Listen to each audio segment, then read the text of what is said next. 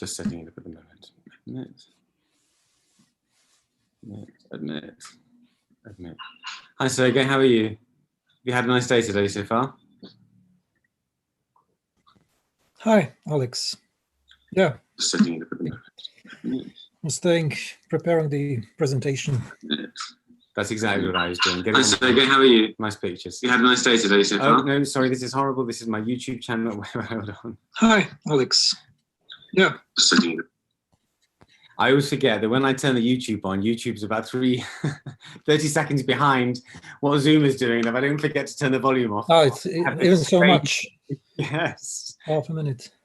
And listening to yourself in real time is far more pleasant than listening to yourself in it's like communicating with an interplanetary probe. And I don't think anybody really wants to do that.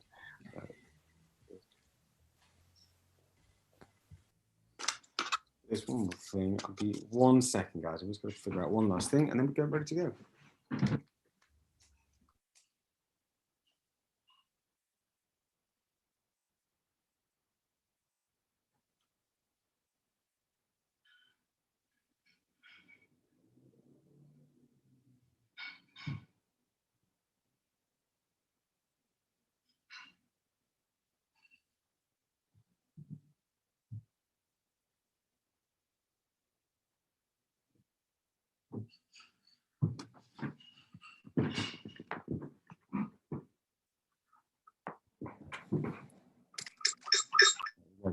So 14:02. I did say 14:05, so I'll give it 3 minutes. I'm going to honor my word.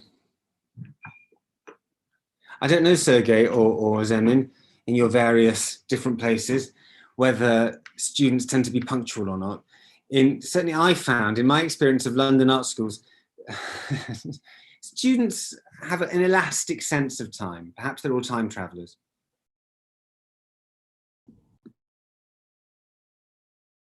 I'm unmuted. Sorry, I was saying that I don't know whether anybody else finds this, but certainly my experience of teaching in the UK art school world is that art students have a fairly elastic sense of time. But maybe that's because they're trying time traveling marvelousnesses. Let's hope that is why. As my father used to always say growing up, Alex, I'll be there long enough. So he used to always have me late for things.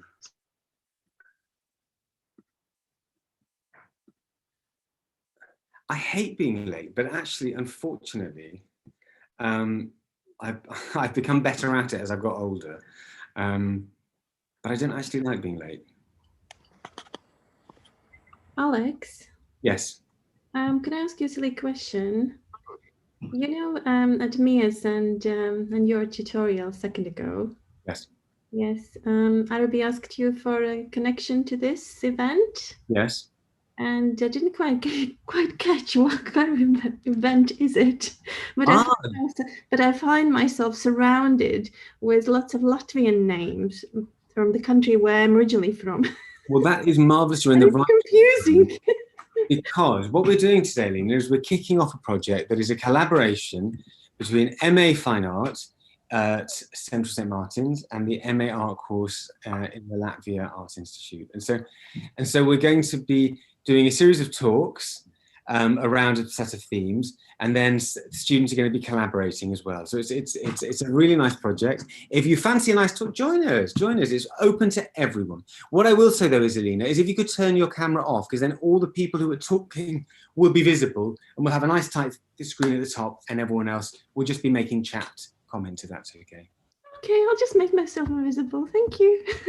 I always prefer seeing you, of course, Alina, but in this instance, I think that would be okay, no problem. Thank you. See you later. See you later on. Thank you.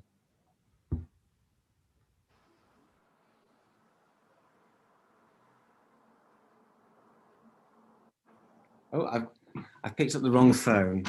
Hold on, I'm going to go with the right phone. I was very confused.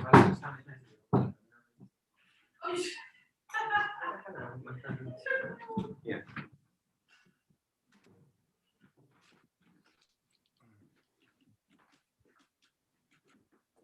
Not that I absolutely need it, but Chris Taps is giving me some very important messages to say, apparently, because he cannot be here. Okay, one last place to look for it, and then we'll start. We'll start in 1 minute, guys. 1 minute, then we start.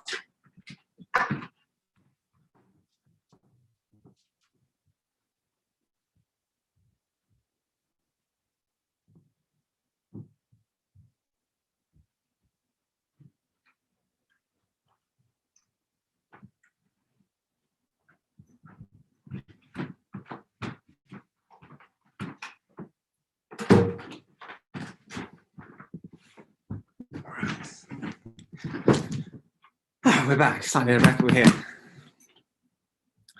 So, panel members, glorious, lovely panel members, are we all up and running and ready to go? People are happy to get going. Well, then what I'll do is just admit the last few people who are still coming through.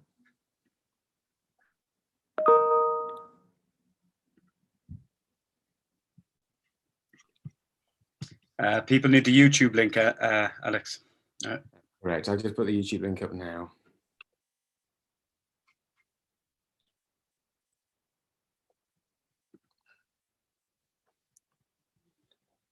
What's it there? Safari link, YouTube, copy, and paste it to everyone there. So should anybody rather watch it on YouTube, it's only 2 or 3 seconds delayed. It's perhaps more useful if you want to ask questions to come back into the Zoom link and do it. But I will do my best to check in on the questions on YouTube. But because we don't have Chris Taps here today, we don't have somebody who's going to be focusing exclusively on YouTube. So if it takes me a tiny bit longer to get to your questions there, do forgive me. I'm going between two platforms.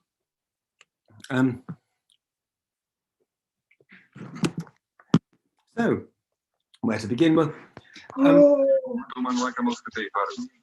Nē, es negribu runāt. All of you who are not on the panel, can you turn your videos off and your sound off, please? Thank you very much.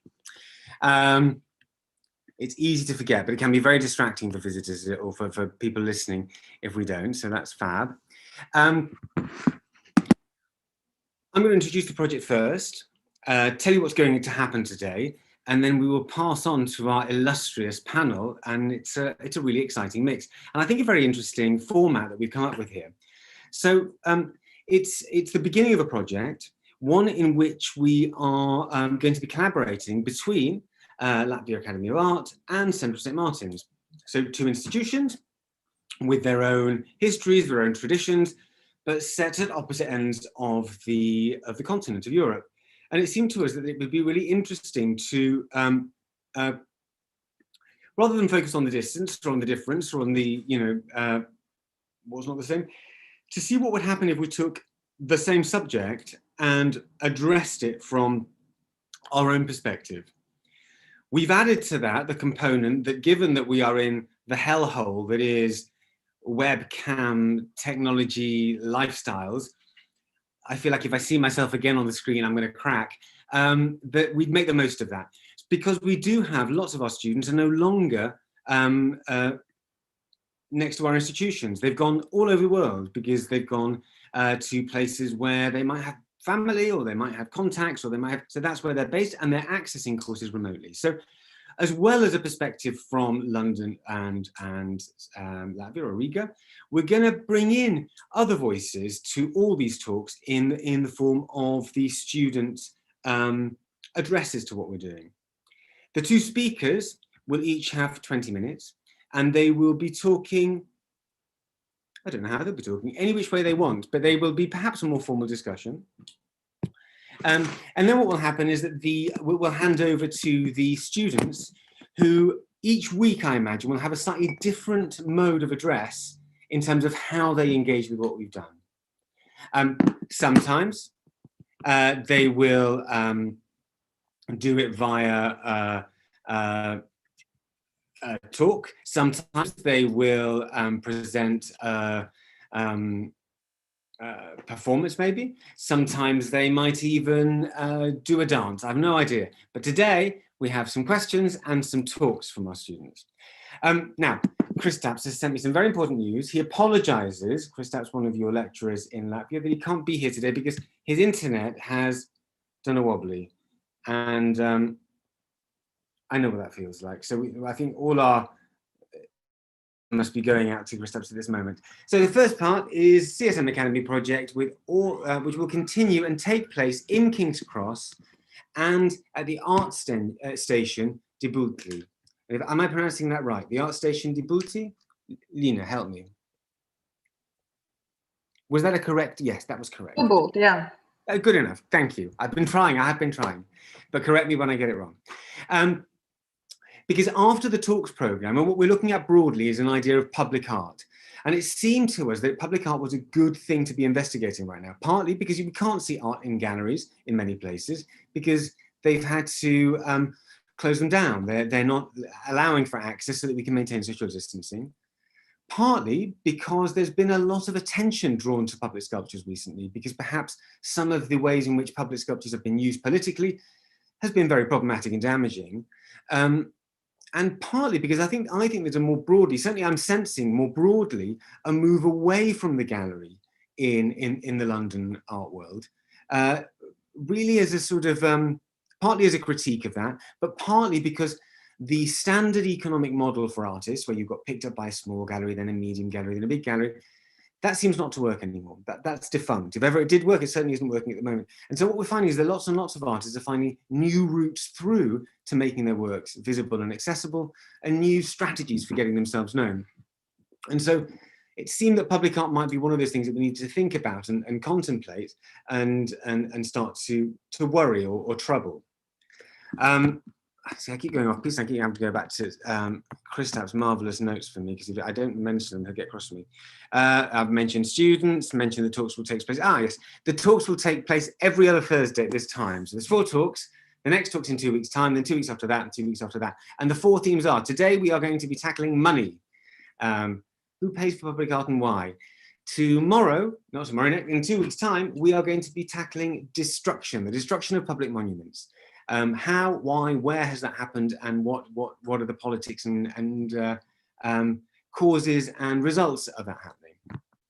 And then we have the next one is art and activism. Could the public sphere be a space in which art activist activities could take place? And the final one is sight, and it's thinking about what new sites, what unexpected sites, what unthought through sites might become new sites for art, new spaces for encountering art, given that the galleries are starting to diminish. The talk today is going to be in 3 sections. I'm going to start, and they're short and sweet. I'm going to have 20 minutes, and I'm just going to give you a couple of case studies from a London perspective. Sergej Kruks, professor. And Sergej, you're going to have to remind me the name of the institution, because Kristaps was announcing this, and I've not written it down, Sergej. I'm terribly sorry. Yeah, it's Riga Stradins University. Stradins is the founder of the university. Brilliant. Thank you. Thanks very much indeed, Sergej. We'll be talking again for 20 minutes from a different perspective, and then we're going to invite the students. So we will have each key speaker will have 20 minutes. The students as a group have approximately 10 minutes, and then there's a moment after that where I'll be chairing a discussion between all of us, but we'll be inviting questions from the audience. Now, I would say use your chat function at the bottom of the screen. There's a thing that says chat. If you click on it, you can type messages to everybody. Ask questions whenever you think of them. Don't wait till the end. Just ask questions as they come along. If I think the question is very, very important right now, I will ask it. If I think it can wait till later, I might wait till later, but we will get through all the questions. But if we have a number of questions arriving as the talk progresses, it can make for a very exciting, dynamic discussion at the end. So I'd really encourage you to do that if you possibly can. Right, it's my go. It's 14:15. I've got till 14:35. I'm going to get somebody else to admit people, because otherwise I will lose my mind. I'm going to share the screen. I'm going to go there. There. I'm going to go view and full screen.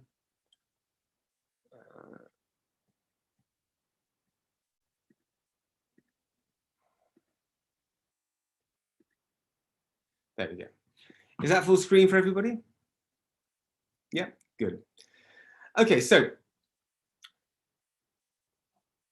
art and money. Why is public art made and in what way? Well, the first thing I wanted to do is just a very silly little point. But there are these two statues here that you can see, two London statues of Queen Victoria. The one on the right is in Kensington Palace. The one on the left is actually it's outside London, but a contemporary artist has gone to that statue and has drawn in her legs and her pubis. The young artist that did this claimed that it was a sort of feminist point about how few women artists were being given the status that perhaps Queen Victoria had, or certainly within the art world.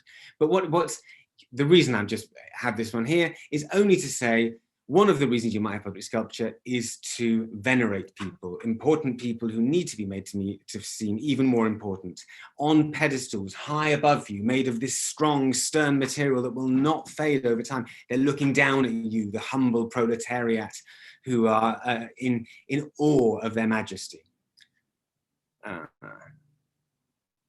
There's people waiting in the waiting room. If we could be letting them in, that'd be marvelous. Move on to the next slide.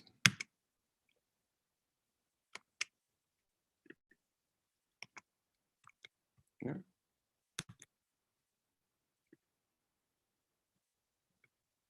Right, this is another sort of monument. Again, not a contemporary one, it's a Second World War one. It was Captain Eric Fox Pick's lovingly restored memorial, which is in Hyams Country Park in London. And if one of the reasons that public sculpture exists is to venerate, another one might be to commemorate. In this case, we're commemorating the death of a fighter pilot who died in the Second World War. But we're all very used to those war memorials that exist across Europe that are symbolic, that are the function of them is to remember. So we have both extremes of the power dynamic in this one. We have perhaps those politicians, those people with the money, those people with regal or political power at the top being shown in these sculptures, and then perhaps the people at the bottom, the people who are being sent out to war because of what the people at the top have decided to do and being killed, being also included within that presentation.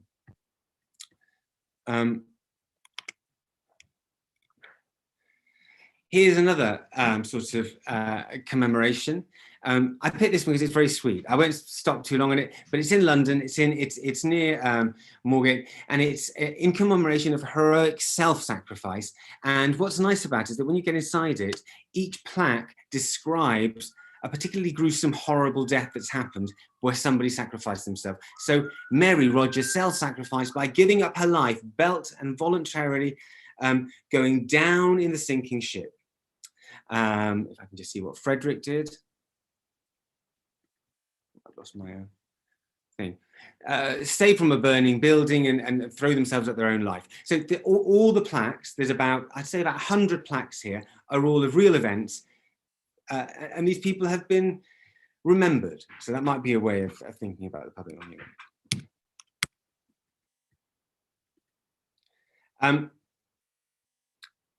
And I don't know what this is in terms of a public monument. And it's perhaps that's why I'm bringing it in. These are some sculptures in Crystal Palace. They are of dinosaurs. Are we remembering dinosaurs? Is it a commemoration? Is it a veneration? Is it new discovery in science? I don't know. But perhaps that throws a spanner in the works and something for us to think about. Now, moving on to the real topic. We've got here the fourth plinth in Trafalgar Square. Trafalgar Square, as you can see from here, from above, has got on one extreme at the top end, we've got the National Gallery, the Art Gallery. It's a historic collection filled with portraits of kings and queens. In the square itself, we have a series of plinths with very important sculptures, Sir Charles Napier, Nelson himself, Sir Henry Havocke, George, something like that. They're people of money, of wealth, of significance, and they've been placed in these places to showcase the power of the moment. As well as that, we also have two other significant sculptures there, and those are the swans, not the swans, the dolphins and the lions. The lion, perhaps a symbol of the country, the fierce, fighting, battling Britons taking over the world. And the dolphins, I've no idea, but the dolphins are also there.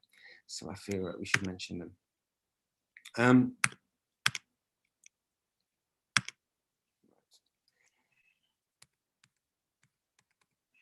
The artworks. So, what happens in Trafalgar Square is that one of the plinths is never filled, and the plinth is never filled because they didn't have money.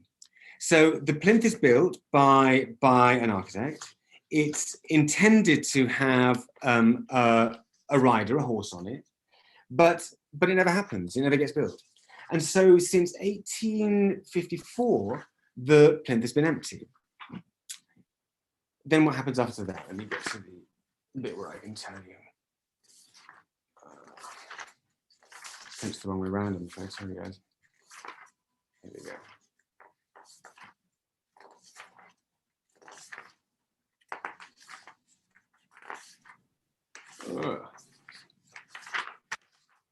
So, in 1992, there's a new organisation that's put together, working with the GLA. They're public organisations funded by local government, the mayor's office, and funded by central government.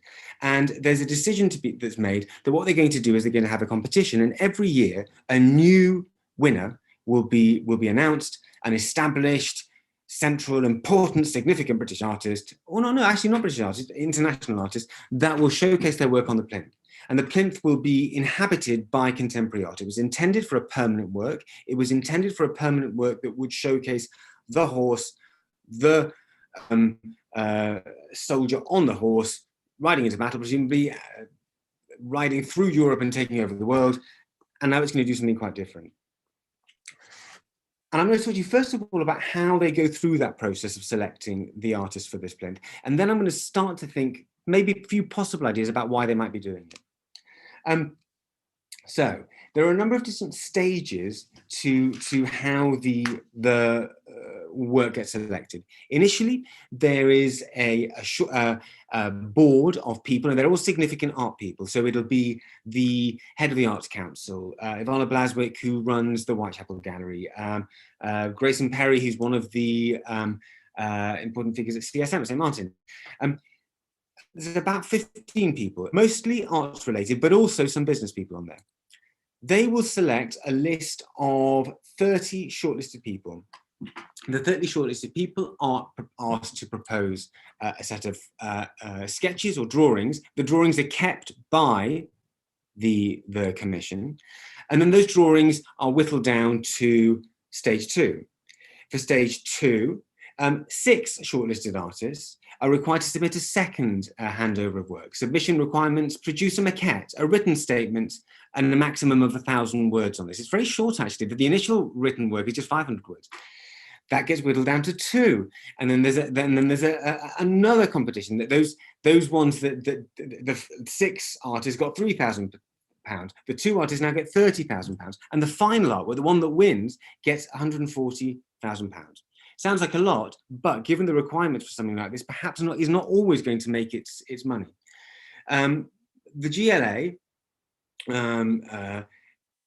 will not fund more than that, but they will help artists get more money through other arts organisations, or through philanthropy, or through private funding, if they should need so. But primarily, this is being funded by the Mayor's Office and by local government. Why would they do this? Well, I think it's interesting on a number of levels. The first thing is, what have they done to Trafalgar Square? Trafalgar Square, I would say, has 2 functions. Function 1 is it's a meeting place, but often a meeting place for political rallies. And often a meeting place for political rallies that perhaps are anti-government, anti the status quo. It's also the place of the National Gallery. The National Gallery filled with the kings and queens of history. It couldn't be a more emphatically British institution than the National Gallery. Nelson's column at the centre of it is sort of the glory of battle, Britain beating the French. It's got this sort of quality about it that I think to modern arms is starting to see problematic. Could the nature of Trafalgar Square, in fact, be inciting some of those political rallies, making some of those things more likely? So what they're choosing to do is bring in contemporary art to throw a new focus on it. You might now come to Trafalgar Square because you wish to see those works. You've got a work by Bill Woodrow, Rachel Whiteread, Mark Quinn, Thomas Schutter, Catherine Fritsch. These are massive artists, very internationally well-known artists. And there's always a lot of fanfare, a lot of publicity around each new commission being suddenly revealed. The commissions are, I would say, user-friendly, public-friendly. They've mostly been very, very popular, and they've used two strategies to do that. Either because the nature of the work itself is easy to decode. It's work that when it's about something, you get it. It's not going to push you too hard, and there's no problem with that. There's no issue with that for me at all. Or it involves participation. And so, for example, the Anthony Gormley piece, One on Another, is a very good example of that, where actually the plinth was open to, I think, something like 300 performances over the course of a few months, where every day a set of new speakers would come on and do their performances. And that could be a dance, it could be a song, it could be a poem. So it was a sort of a platform for the people is what Anthony Gormley produced.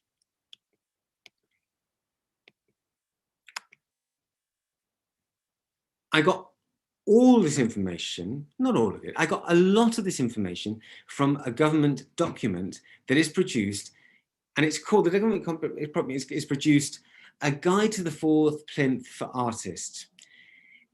And then it starts with an index, and it tells you what everything is going to be in that index.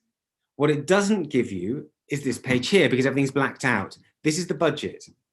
We are not allowed to see the budget. Budgets can be dangerous.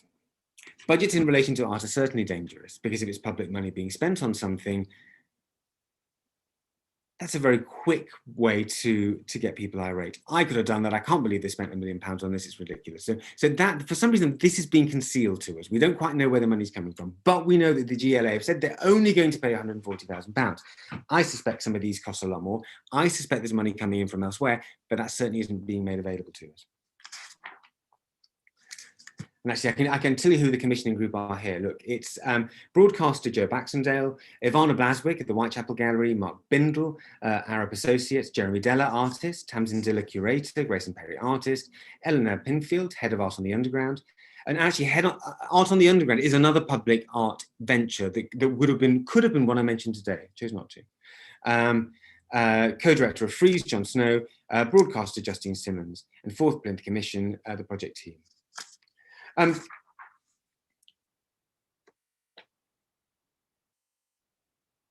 The initial commissions were done in 1999. So in organising these commissions, the RSA, the Royal Society for the Encouragement of Arts, Manufacturers and Commerce. Now that's a very peculiar title, and we have to ask ourselves about that. Art seems to be what's being pushed here. Manufacturers, well, presumably those sculptures were manufactured. Commerce, I don't know what they mean by that. Do they mean the commercial potential of the work being sold? Do they mean the commerce that might attract itself around Trafalgar Square now that it has a focal point with a contemporary art sculpture within it? Does it mean that we're going to sell more coffees and ice creams because it's there? But it's certainly a very peculiar putting together of those things. And it says a lot about how art is currently being used in London to perhaps whitewash, perhaps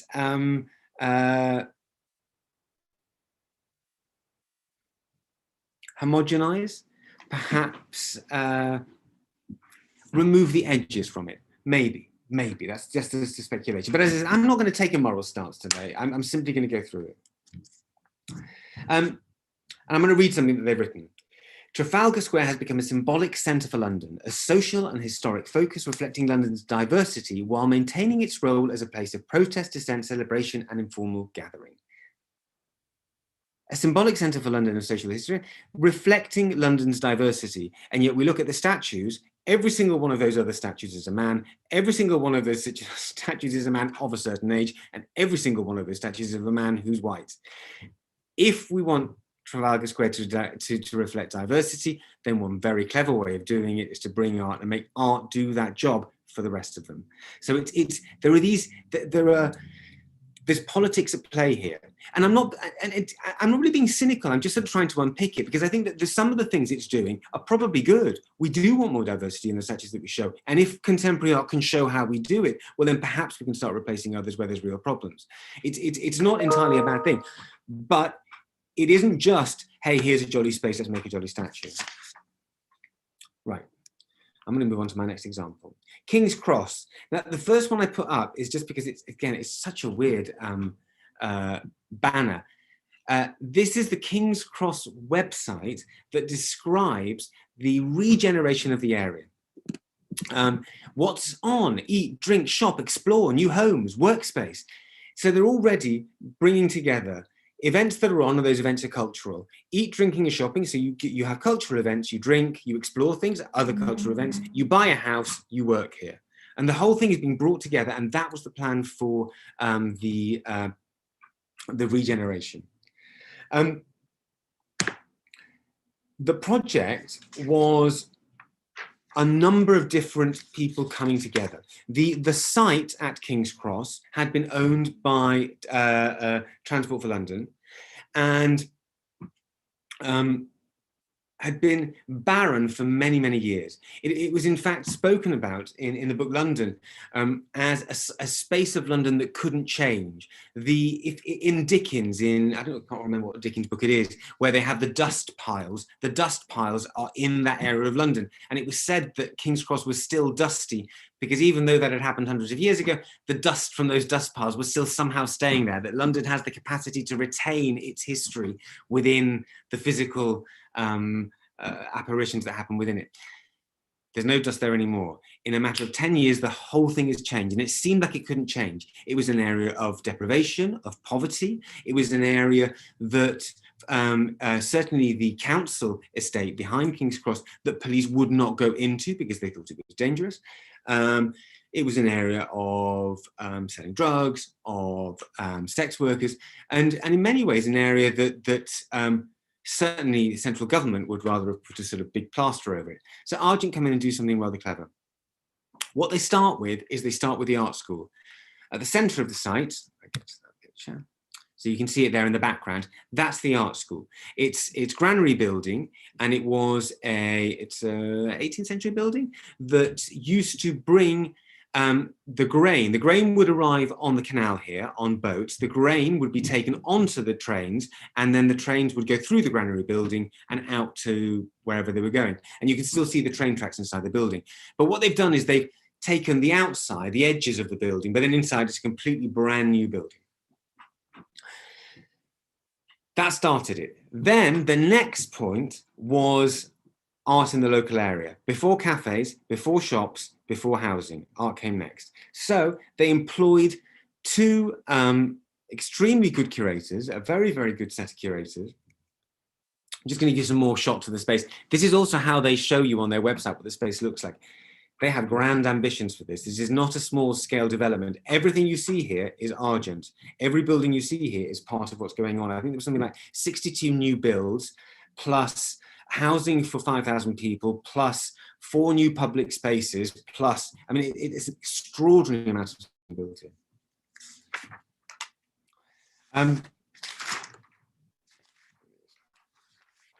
Another one here, larger scale, scene of the site. Also worth noting that the new Google building in London is coming to this site as well. Although I'm very intrigued by what might happen to this development in the current climate. Certainly one of the latest developments, which was the Coal Drops Yard, which is next door to St. Martin's, is a site that was going to be entirely retail and has had to change from shops to restaurants and bars because the shops were often European, and post-Brexit, those European shops didn't want to come anymore. There are issues, but fine. Now, let me show you some of the art they do. So one of the first pieces they do is this piece by Felice Varini, where he installs a foil line across the building that disrupts the perspective. There was a viewing plinth on one side, which it can't be visible here. So you would go up the viewing plinth and you would get a perfect view of the building. You'd get this neat line that would seem very different to how it seemed on ground level. It was an intervention, not my favorite piece, but it was interesting. Jack Raval, the IFO. The IFO is, I think, probably the most popular piece. It's moved a number of times, and I think that's strategic. And I think what it does is it moves as the area that Argent are developing extends. They keep putting it to the parameter, to the edges. Look, this is an area that is about art, that is about culture. It's by night, it has these lights in it. By day, it has a swing in it, and the children like to swing in it. And it's a very active piece and a very popular piece with people passing by. I hate it because my children always want to swing in it, and it makes me have to stay there for at least 20 minutes, but that's not normal. Piece by Richard. Went with Black Mariah, then invited people to come and perform whatever they wanted to on the stage.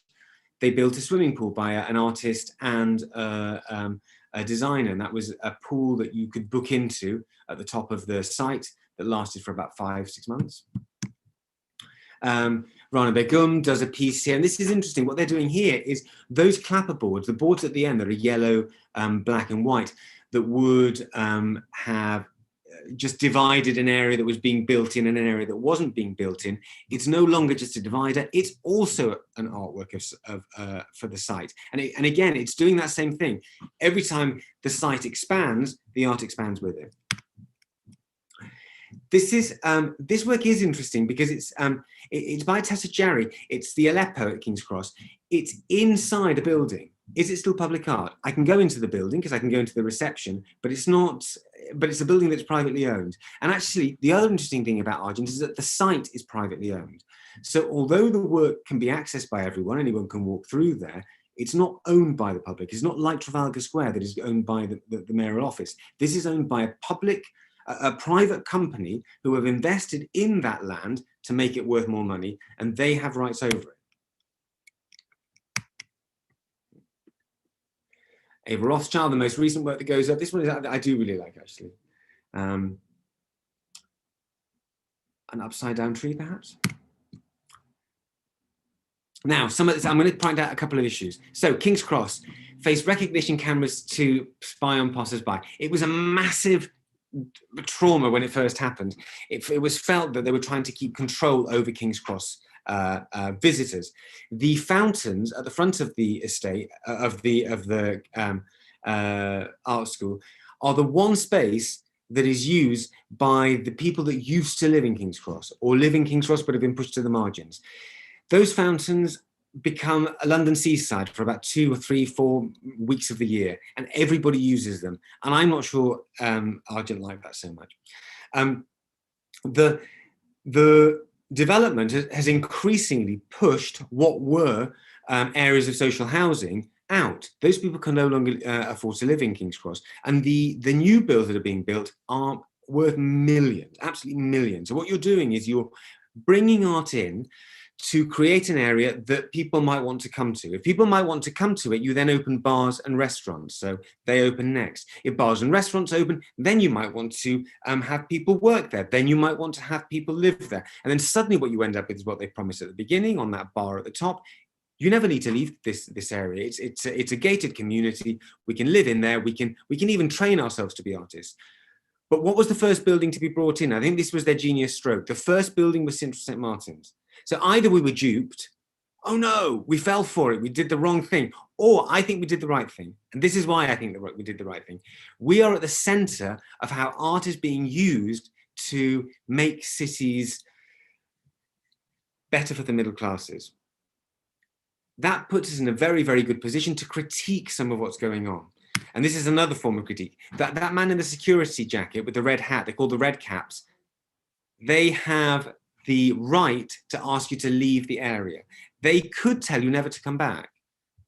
They're not policemen, they have no government sanction, but they are employed by Argent, who own the land, and they can tell you to leave. They can tell our students, if our students are carrying banners, to put their banners down, because banners shouldn't be allowed in that area. And that is potentially interesting. And then last thing, I'm overrunning slightly, just by 2 minutes, is something that Anna Hart did, an artist. She did a piece of work in the area called unannounced acts of publicness. And the unannounced acts of publicness was where she commissioned artists to do something in public, but not to call it art and not to let anybody know that it was happening. So it just suddenly happened. So it wasn't art that could be co-opted in the way that all those other art forms can be co-opted, because if you don't know what's going to happen, you don't know what's going on, you can't convince people that it's a good place to come to buy their coffee or have a nice ice cream. This is a piece of work that I made with some school children where it's in Granary Square, you're not meant to be able to play with balls. And I made an enormous ball and we had a lot of fun playing with balls in the fountains. A piece by Sean Dahl and Mally Mallinson, where they're taking an idea of conventional sculpture and playing games with it. And then Dean Kenning, who was very directly criticizing Argent in this work, where he's building out of mud the buildings that are going to be surrounding us in the coming years. The speed with which this has been built is phenomenal. It's easy to criticize. It's not all bad. With some sensitivity visually, it's certainly managed to make an area to refocus where the centre of London is. And I'm interested in that, not for London, but for Britain. If it can work in London, could it work for Britain? Could it be that by using these things more strategically, actually we can refocus Britain so that art doesn't only exist in the centre, but exists at the extremities? But as I said, there are things to criticise. That's all I'm going to say right now. I've sort of thrown up no answers, but just a couple of questions. But I think without any further ado, I'm going to stop pausing, sharing. Sergej, I will pass over to you. Thank you very much indeed. Yeah, thanks a lot, Alex, for interesting presentation, because there are some points that just are similar to mine. Can I share my presentation because I'm disabled?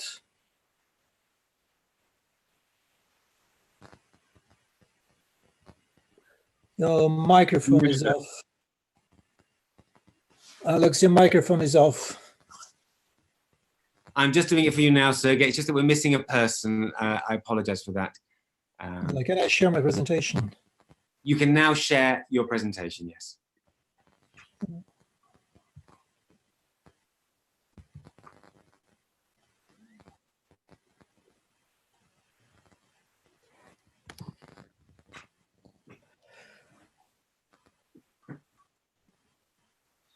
Well, I've chosen this quote from the Old Testament for my presentation just to show that, to demonstrate that still we live with these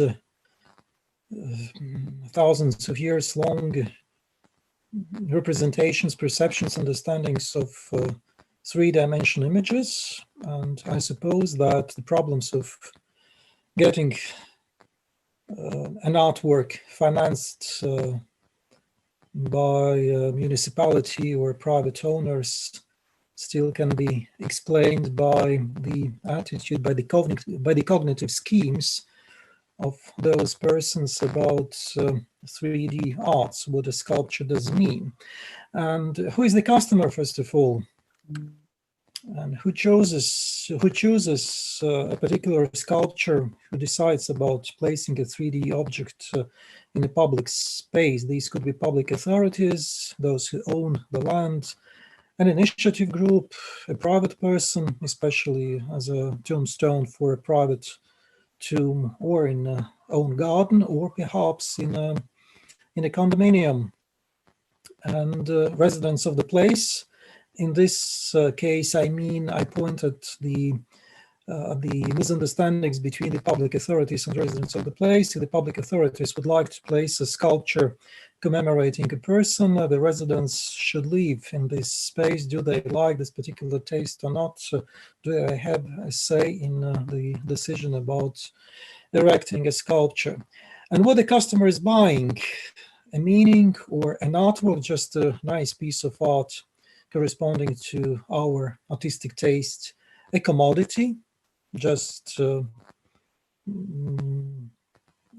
huge object having its own price, as a, for instance, bronze material or granite, or more expensive or less expensive material used to construct it, also connotes some meaning. And I've chosen as an example this sculpture created in 1970s as a tombstone, as a monument to the first Soviet prime minister of the Soviet Latvia in 1940s, 50s, up to he died in 1966, and this monument was unveiled in 1973, I suppose. And in my opinion, this monument expresses all these meanings the sculpture can potentially carry, and the customer, any customer can activate any of those meanings, usages of the sculpture. The monument is placed at the most prestigious cemetery in Riga, created in the beginning of the 20th century under the model of German garden cemeteries. So the sculpture plays an important role in this garden cemetery. And the function of the sculpture is not just to commemorate the Soviet prime minister, but also to hide the monument dedicated to the first president of the interwar Latvia. And here, just look on the scheme. Those sculptures are placed on the main pathway of the cemetery. The monument dedicated to Latvia's presidents is situated here in the end of the alley, and the monument dedicated to the Soviet leader is placed just in the middle, right here. And from this perspective, the people were supposed to see the monument of the president just at the entrance of the cemetery, but now the view is hidden by this huge sculpture of the Soviet prime minister. This is actually the monument dedicated to the placed on the tomb as a tombstone of the first Latvia's president.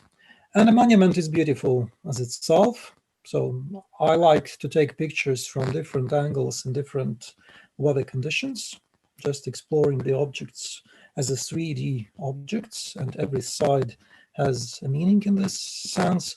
And while this monument plays all these functions can be interpreted from all points of view. So the sculpture functions, let's take the point of view of a semiotician as an index. It points at something. Here is a tomb, a grave of this person. This is an iconic sign. It resembles somebody. In this case, the prime minister was also a writer, novel writer, and the tomb represents a fisherman, main character of the most popular novel, and this is actually the net of the fisherman. So it's an iconic sign, represents the hero of his novel. Its symbol, it means something other. Here you can speak about this fisherman as a symbol of the Soviet power, etc., etc. Writer and politician. It is index, indicates the person's place in the hierarchy. If you have constructed such a huge monument and placed in such an important place, that means that the prime minister was evaluated by the Soviet leadership. It was a very important person.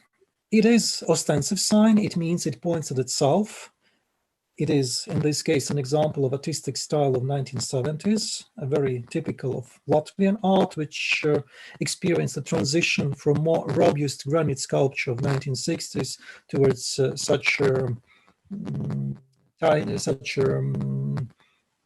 artistic bronze monuments with fine lines and fine proportions. It could be just a piece of art. We can just get an aesthetic experience observing this monument. What I'm doing actually when I'm taking pictures, I appreciate this monument as an aesthetic object, taking pictures from different angles. And it could be a non-semiotic object. It fills in the surrounding space, and in this case, it functions also as a non-semiotic object, just to hide the view, the perspective on the monument of ideological rival, and the person who is not accepted in the official history of the Soviet Latvia anymore. So all these functions are actually fulfilled by this sculpture, and it's up to the viewer, to the public, to the customer to actualize any of these meanings, functions of the sculpture. And this actually makes the sculptor's artist's work very, very complicated. How are you going to prove to your customers that your sculpture functions like this, not like that? So everybody, as we say in Latvia, can have their own interpretations.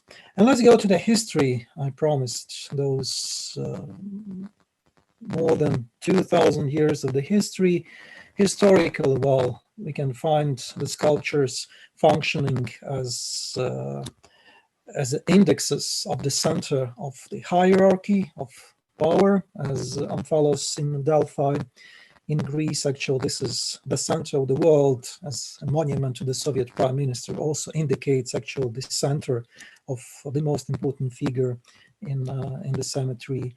It is sculpture used as a refuge for the soul, especially find them. These are the pictures from Los Angeles cemetery. People like to carve such tombstones resembling 100% the persons, and also the tools they used in their lives.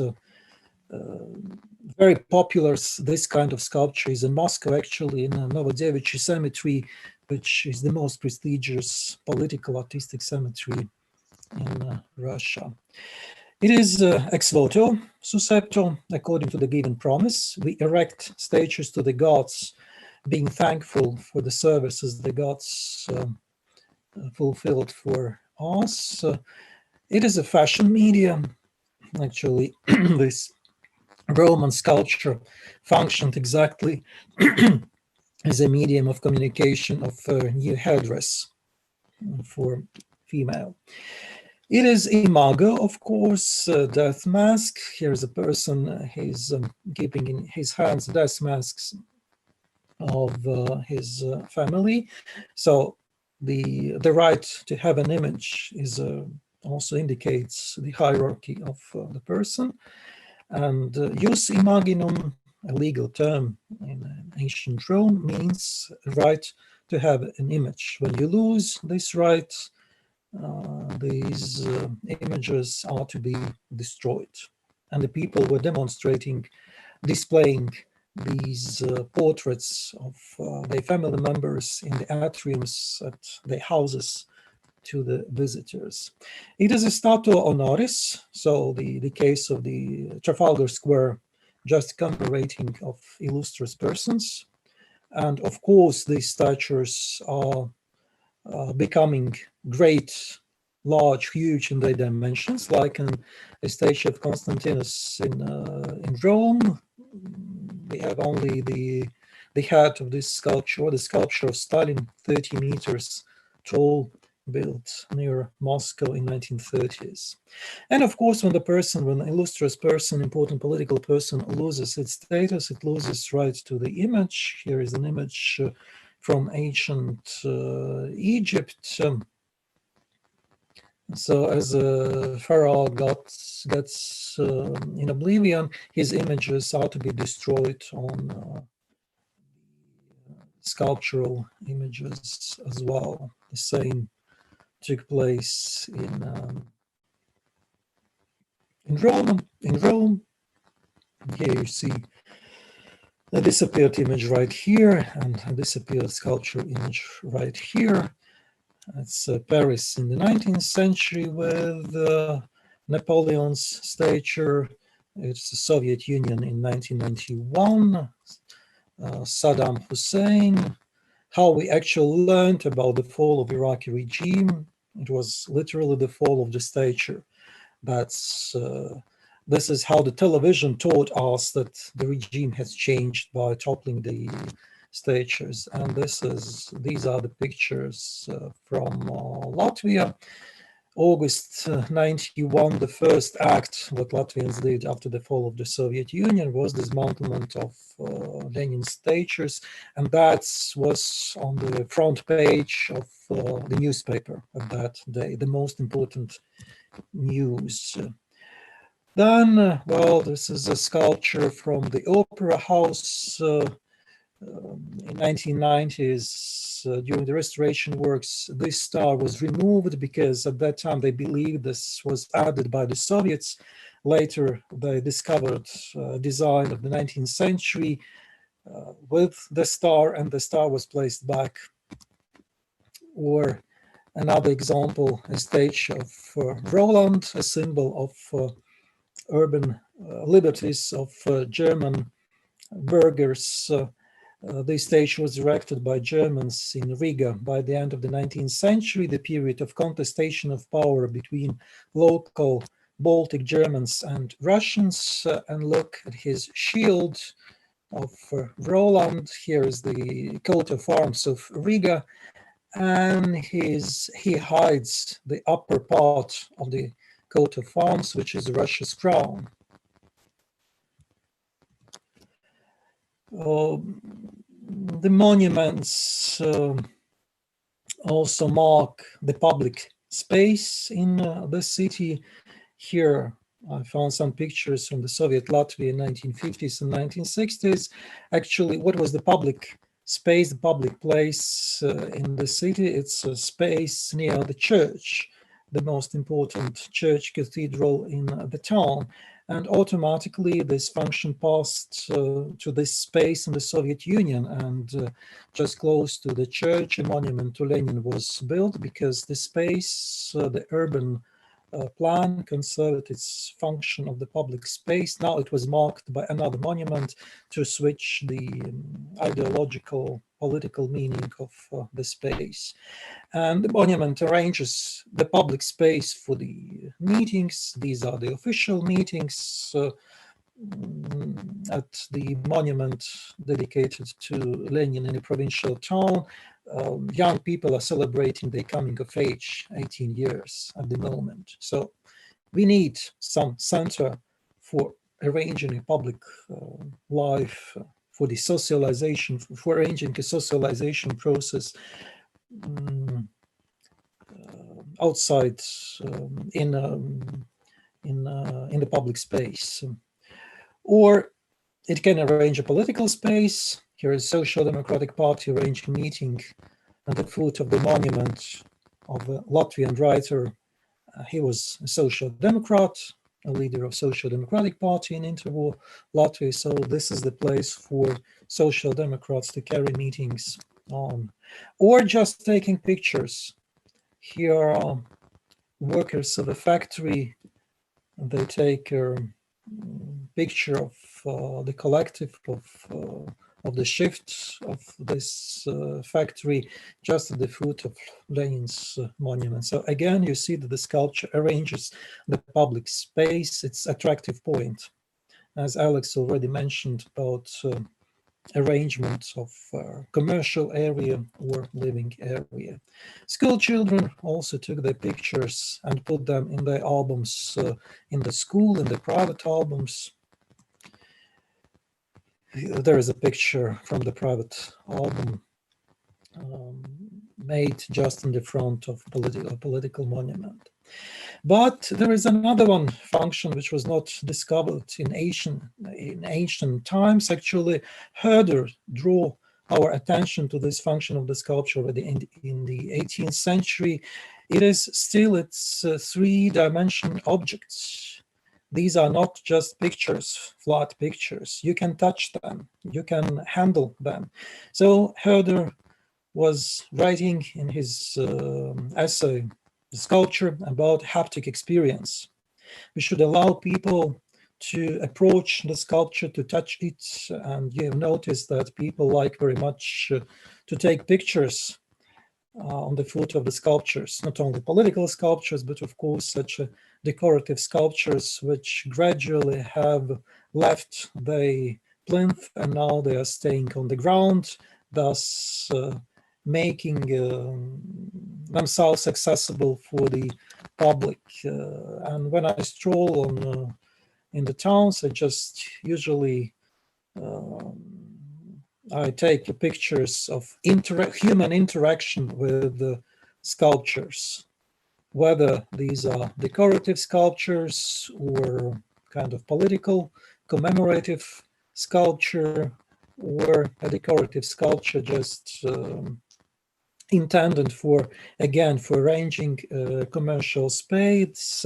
This picture below is taken from the town of Ventspils, and this is embankment actually in the front of the commercial seaport. There is nothing interesting, just a seaport, but the municipality has placed several decorative sculptures on the embankment, and it became immediately very interesting for passing time, and people are coming and going here, taking pictures, buying ice cream, buying Coke, sitting next to the monument is dedicated to again to a Latvian writer, and drinking Coke and eating burgers right here, and decorating the sculptures and taking pictures. So this is attraction point. Alex was pointing at that. Then another function which was developing in the Soviet Union, especially from 1950s, because the cities have changed the outlook with the industrialization, and the new industrial town needed a human dimension. And here the sculptors offered their services to the urban architects, and in some cities of the Soviet Union, there was a very successful collaboration between sculptors and architects, and such industrial urban space exterior and interior of the factories are decorated with outdoor sculptures, indoor sculptures. This is a picture taken from the outskirts of Riga. The sculpture is placed just in the front of an industrial enterprise, and it looks great in the natural environment. Then Alex was talking about this private or semi-public experience of people living in a condominium or in a quarter of a town. In this way, artistic decorations of exteriors attract business and attract also residents to this place. And actually, that means that the artistic work can be intended for the observation, appreciation by the persons who live there. So that means that the sculpture is not intended to carry the general meaning for anybody who passes by this sculpture. It could be also the private meaning, and this is the case of the cemeteries. Of course, I was interested about arrangement of the sculptures on this another prestigious cemetery in Riga, number 2. And here is the sculpture, a tomb of a bootlegger of 1990s, a king of the alcohol. In this mafia period of 1990s, he was killed in a shooting, in a criminal attack. And just in front of him is placed this marble and granite and marble. These are the wings of an angel, a monument dedicated to a girl of, I don't remember, some 25 years old.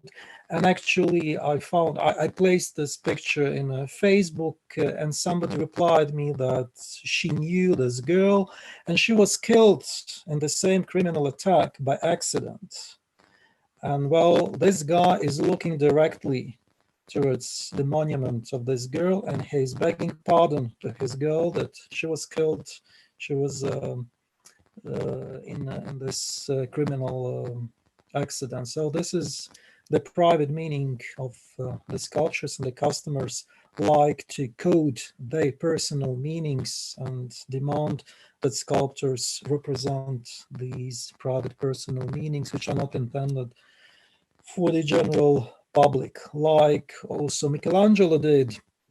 When he spoiled his relations with the Medici family, still he promised to carve a tomb monument for Medici. So what he did, he could not refuse deny this contrast. So what he did, he gave to this sculpture a very uncommon, very difficult position. So this girl, the name of this sculpture is La Notte, the night, and she's sitting in a very awkward, uncomfortable position, so that the Medici suffer after the death.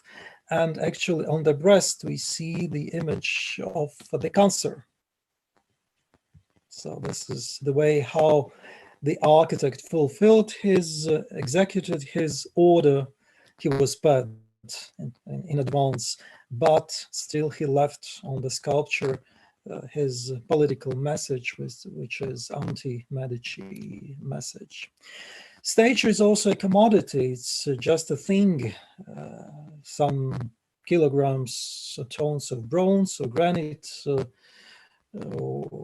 and we find also in the history such examples when, in this case, the head was replaced after the death of Caligula. The sculpture was dedicated to Caligula first. After his death, Damnatio Memoriae was proclaimed to Caligula. The sculptor kept the figure but replaced the head.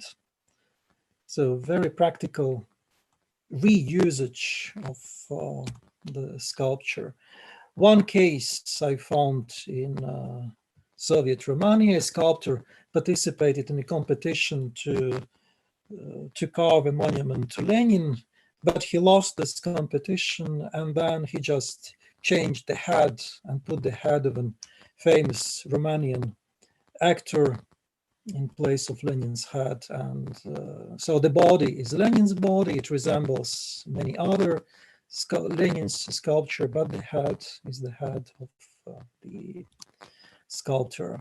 And also, well, in Latvia, we didn't swap the heads of the political persons, but here's an example of Latvian sculptor Jansons. In 1930s, he carved a monument. He made a monument in bronze dedicated to the first president of Latvia. And in the 50s, the regime changed and ideology has changed.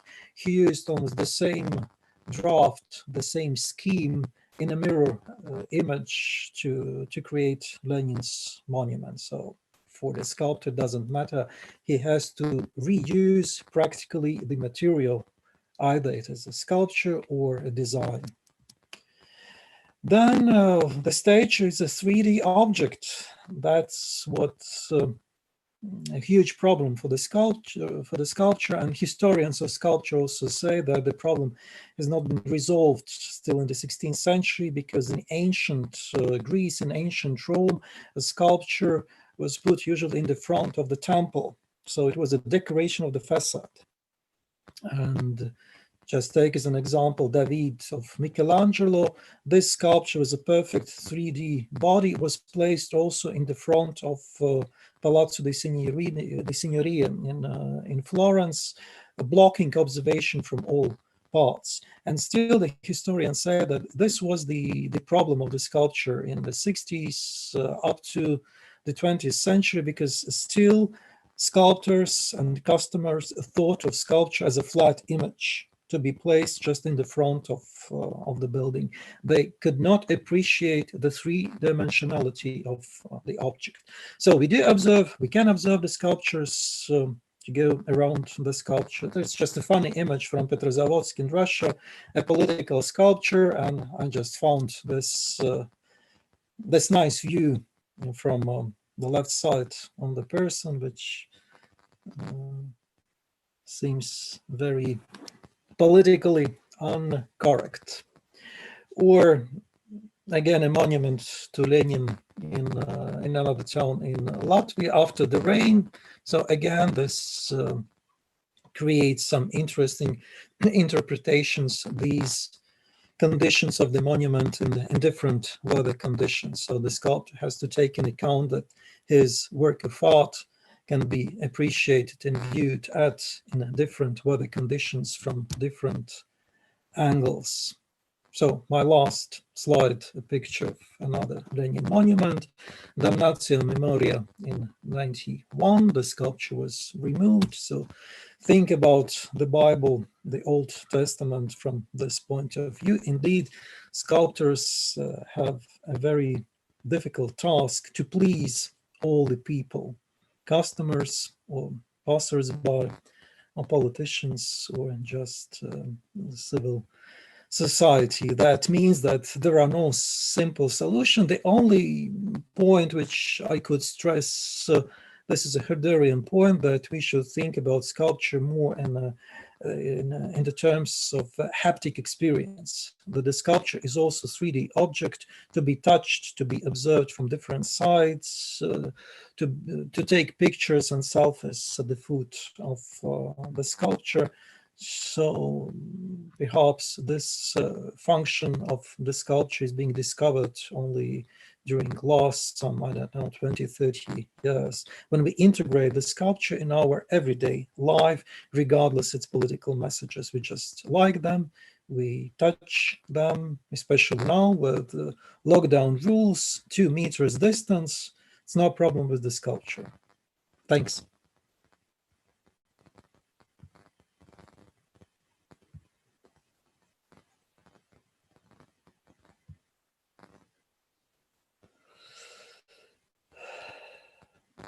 The microphone, Alex. I was saying such marvelous things. What I was saying was fantastic, brilliant. Thank you, Sergej. That sort of sweep across history is very, very useful at this point. And that return to the perspective from Riga, which does seem very distinct from the lineage in London at the moment. And I think that's one of the things that we might discover in this project, is that actually by bringing those perspectives together, we don't simply produce a canon that focuses on a Eurocentric Western tradition, but actually allows multiple voices to be heard.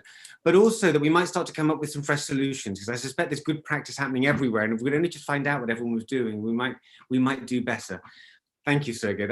I really enjoyed that. We'll come to questions in a sec, but next, I believe that it is Lina and Christina. Is that correct? Yes. Yes, we can. You have a squished amount of time, but I'm not going to be too stingy. I won't stop you, but bear that in mind. I'm Don't worry, we are very, very eager to hear what you're saying. Lina, you are a co-host already, I think. Yeah, but I won't be sharing my screen. So Christine, I'm going to make you a co-host. There you are. You're now a co-host.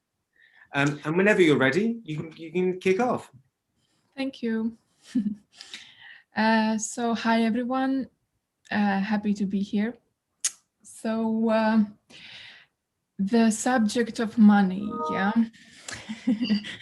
it was how to say, we zoomed with Liana and just tried to jam around, just threw ideas around, and it was quite a long discussion between us, because there was a lot of subjects we kind of have an opinion about, and also kind of sad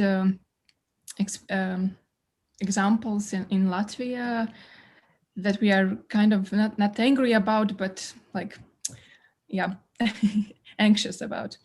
And yeah, and then we talked and somehow stepped up on some key aspects that we think that maybe could help even partially highlighting today's situation kind of in Latvia. Yeah. Right. Yeah. And yeah, I think I could start by briefly painting the perspective that we're going maybe. Yeah. Yes, so I think it's important, if we're talking about today's situation in Latvia, I think it's important to start from the basics and point out what arts and money have in common. And the keyword here should be the value. and there's a striking absence of the Contemporary Museum of Arts in Latvia, which means, of course, not only great issues for survival of living artists, as there's no infrastructure, and so on and so on. But it mostly shows that the government doesn't seem to find art that valuable. And we all know that arts have always been a basic component for a person's maturation. And as kids, we also engage in arts without anyone asking us to do it. And we do that by, making up stories, dancing, drawing, etc. And we do it by taking reality as it is, and from that point engaging with it. And the fact that art is educationally important, as well as how Alex showed us in the example of King's Cross, and valuable, is mostly ignored or denied by both the political leaders and educational leaders of Latvia, working to define goals today and various outcomes considered necessary for this country's economic and technological growth. Because the basic claim here is that the goal of education is producing good future workers who have knowledge and skills to perform jobs that are necessary and needed and wanted by society, missing the fact that one's job is not necessarily one's life, and that having a successful career does not equal the ability to reflect and on beliefs, values, ideas, and so on. And of course, I'm leading this whole thing about art, money, and education towards a discussion of imagination. And there's a fine line that separates it from the fantasy. And as you know, imagination is the ability to deliberately come up with new ideas and concepts, and it goes towards the reality, and it evokes change in it, and it builds upon real human experience. So it's a very crucial skill that needs to be developed, and if it's underdeveloped, it leads to fantasizing, and which is the opposite of engaging with reality. It's retreating from it. And yeah, fantasy, because it's more linked to delusion, and yeah, it's about our own glory, and it has excitement but no momentum.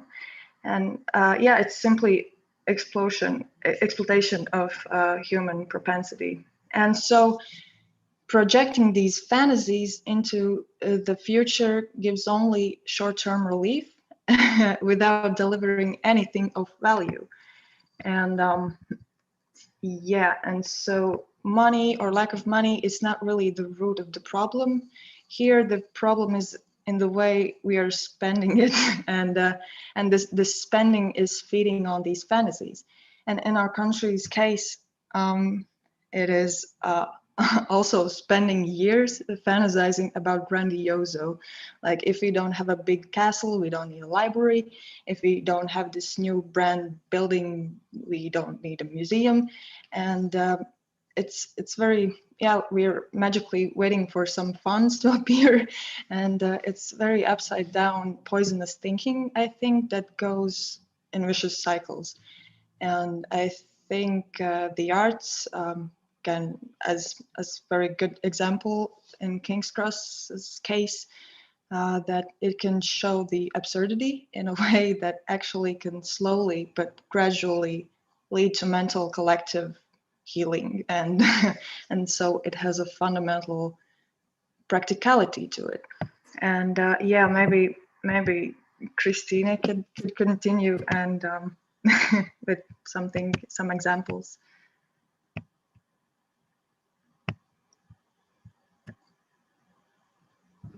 Yes.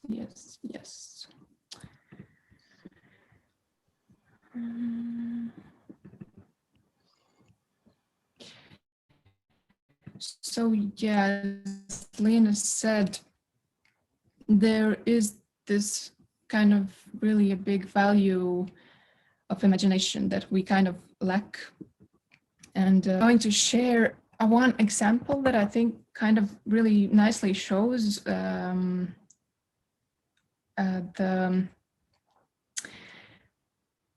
what we can do while we are kind of in a waiting room to the big and nice contemporary art museum. So yeah, there is this idea about the beautiful idea that we really need a contemporary art museum that we still don't have, which is crucial. But while this is all this is happening, so there was this nice pop-up culture space that happened just for 2 months, called Tochka. And yeah, Tochka created not only chance for artists to exhibit, to collaborate, perform, but also created the space for discussion. And it was not created to show what contemporary art museum should look, or what it should contain, but the organizers' interest was to give a space to think, to just create, generate, meet, and not ignore the historical facts, the industrial space they are in, also the minimum funding, and of course the global pandemic, which happened at the same time. It was, as I'm repeating, it was space to create the solutions maybe for the future, and and just think about it. Tochka, I think, is a great example what you can do without a lot of money, but with a lot of excitement and will to just grow and share and discuss about very important issues. And it grew organically, but surely this factor of imagination was very needed to reach the goal and also deal with all the obstacles. I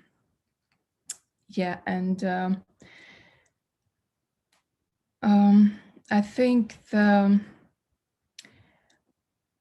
it all started by seeing the unrealized opportunities, never realized creations, or there was no space to really create together.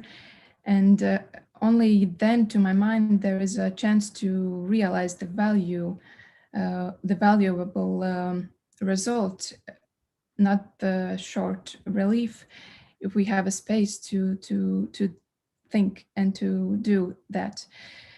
As a country, while we can't reach for this beautiful goal of a contemporary art museum or something like grand,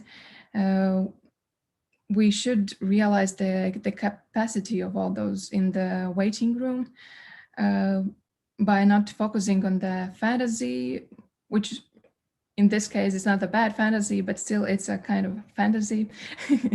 And like fantasy as an only solution, but to realize the needs while investing in the existing smaller but valuable possibilities.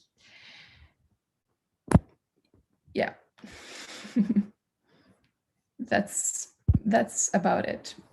Thank you. I really love that you finished on the fantasy.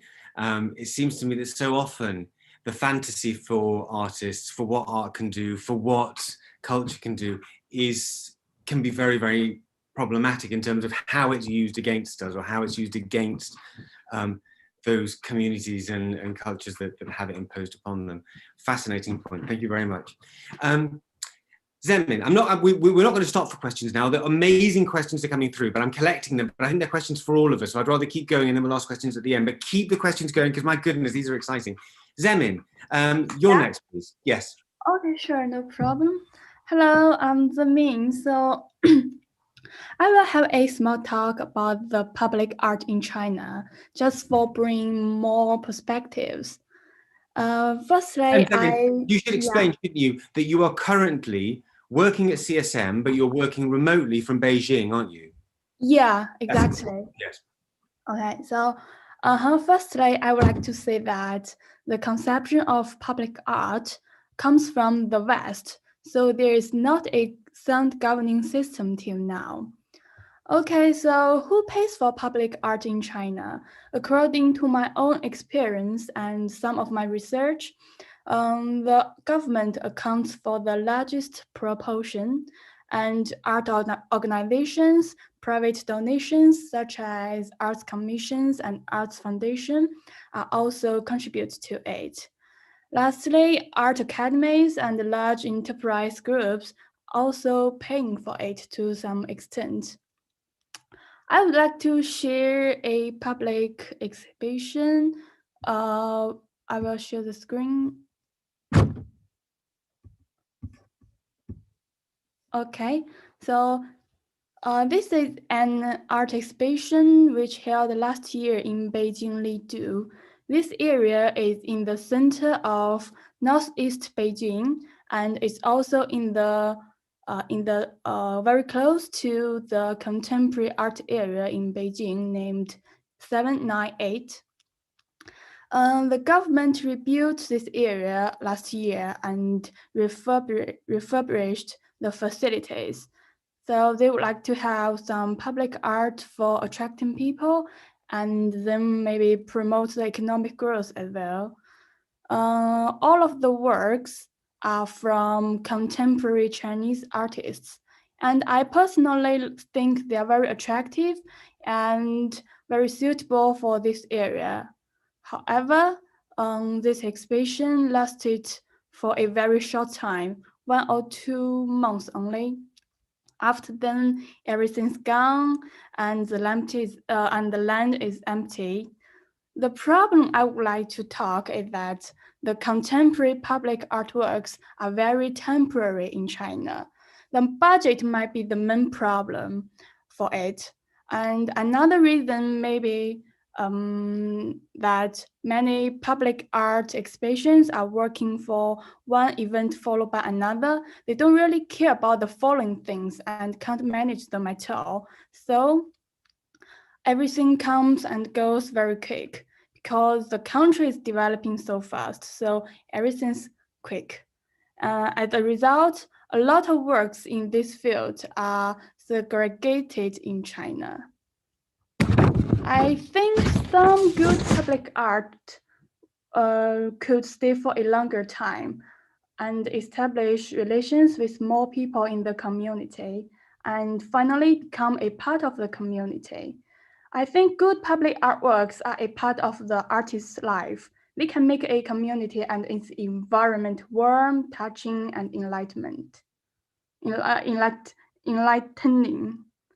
Another example I would like to share is a permanent sculpture in Hangzhou, Liangzhu in China, where is a World Heritage Site.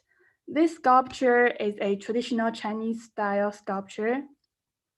The meaning of the sculpture is to show the earliest Chinese civilization, Liangzhu civilization. However, this is actually an artwork by a famous Chinese craftsman named Han Meiling. The main player, the government, cannot recognize the difference between artworks and artwares. And this is really something interesting, I think. They are trying to do something, but sometimes they make nothing or make something ridiculous. Yeah. Okay, that's all what I like to share with you. Thank you. Thank you, Zemin. Again, I thought 2 really vital points there. One about the temporary nature of the work. And in your example, unlike the plinth, it's not that the work changes, but the setting for it remains the same, but rather that introduction of artwork to that area has now gone. And in this piece, you do this very clever distinction between artwork and artware. And I think that's something that might be worth us talking about. Somebody else mentioned design in relation to public art. I love things when they go to the edges of the discipline and they fall from one discipline to another, but it's certainly a question that bears a question, because exactly who's making it at that point becomes, I think, significant. James, you have some questioning interventions for us before I completely open it up to the general public. Yeah, hello. So I'm James. I would like to kind of ask the question to the panel and open, put the question out into the public space. What is the ideal funding model for public art? And before I ask that question, I'd like to just kind of propose my own thoughts on that based off what was spoken about today and my experience in Ireland.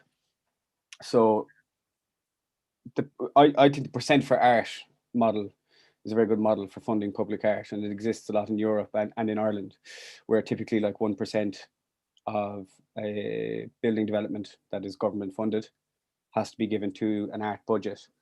Now, I understand that that is not legal in the UK or in Latvia, if I remember correctly, Sergej, but it is practiced at times in certain developments.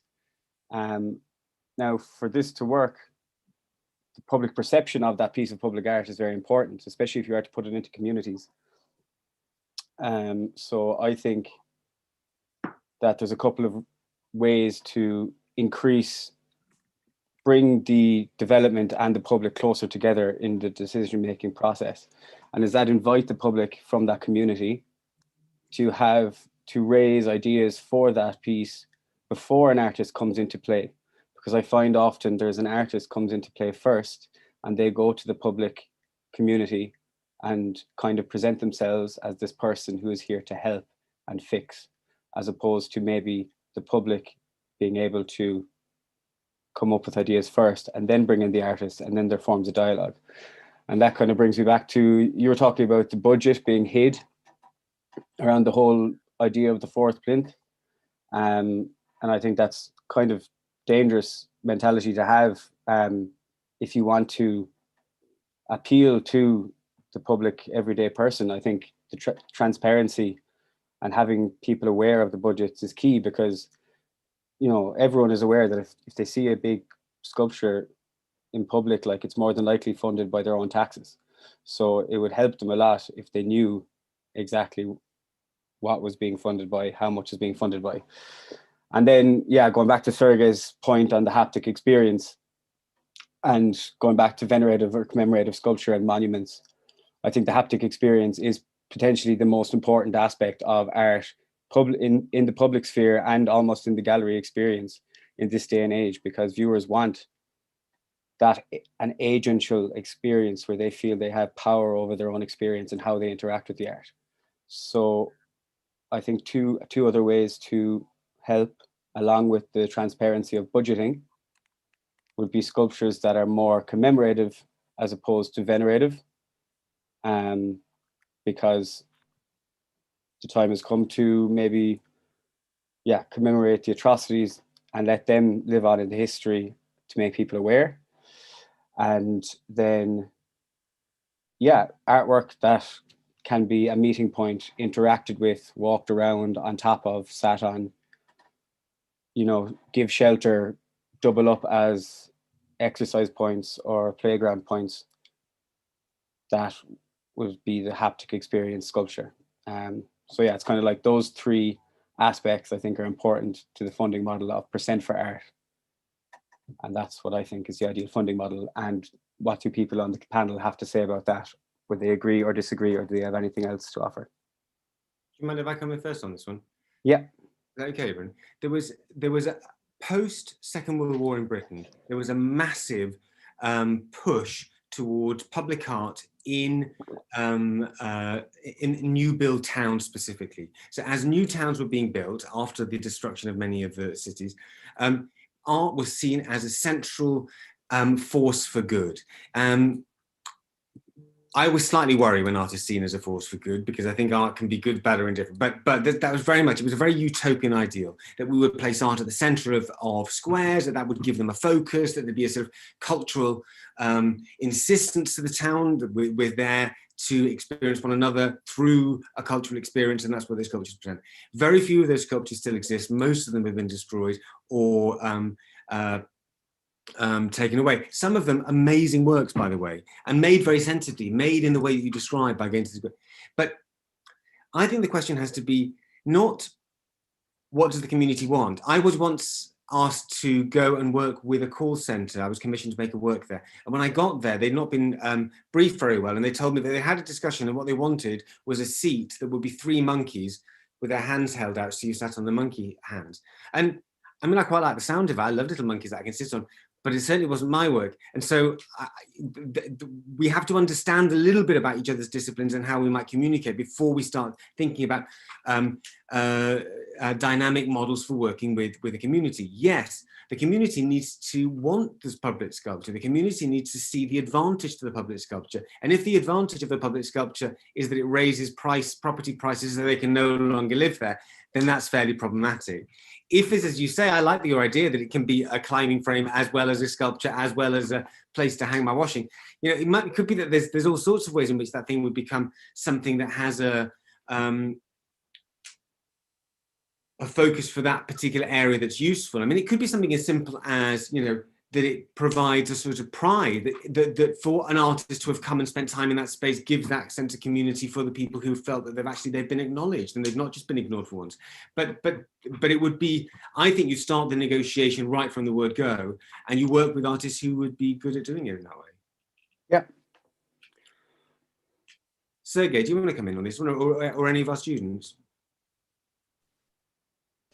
Yeah, from bottom-up initiatives, at least here in Latvia, but I think it's everywhere. Of course, it's a question, it's a juridical, legal question to whom the land belongs, first of all, because not all land in condominium, for example, belongs to the condominium itself. Yeah. It could be, the ownership rights could be very different. And even more complicated problem is the definition of what is public and what is private. Because unless, when you start to create an image, a sculptural image for your condominium in this country, immediately the Department of Arts of the municipality wants they share in decision making. Yeah. Because it is up to, I don't know, who defines philosophically what is a public and a private.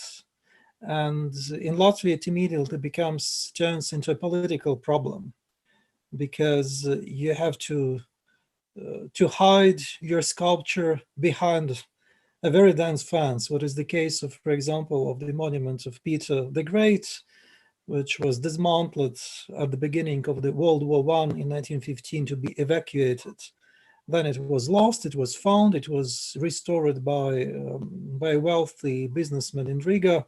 And he was not even allowed to place this figure in the private space, but visible from the public space.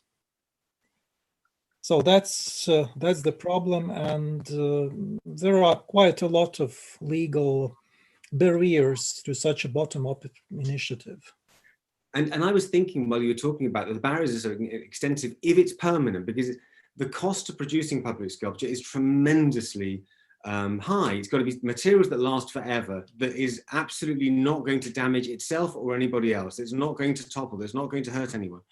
And the risk involved is massive, because you made this enormous investment, and if the thing you thought was the thing to do today, the political landscape shifts tomorrow and suddenly it's out of favor, you fucked up. And so it does present a real challenge.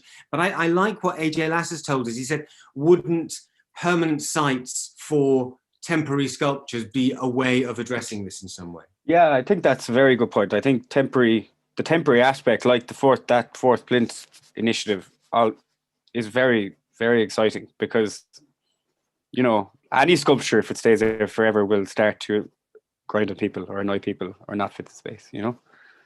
And I wonder about cheaper options. I wonder about billboards. I wonder about electric, you know, signage. I wonder about, you know, where you wouldn't have to build something new every day, but you simply have a space that can hold artwork in some way.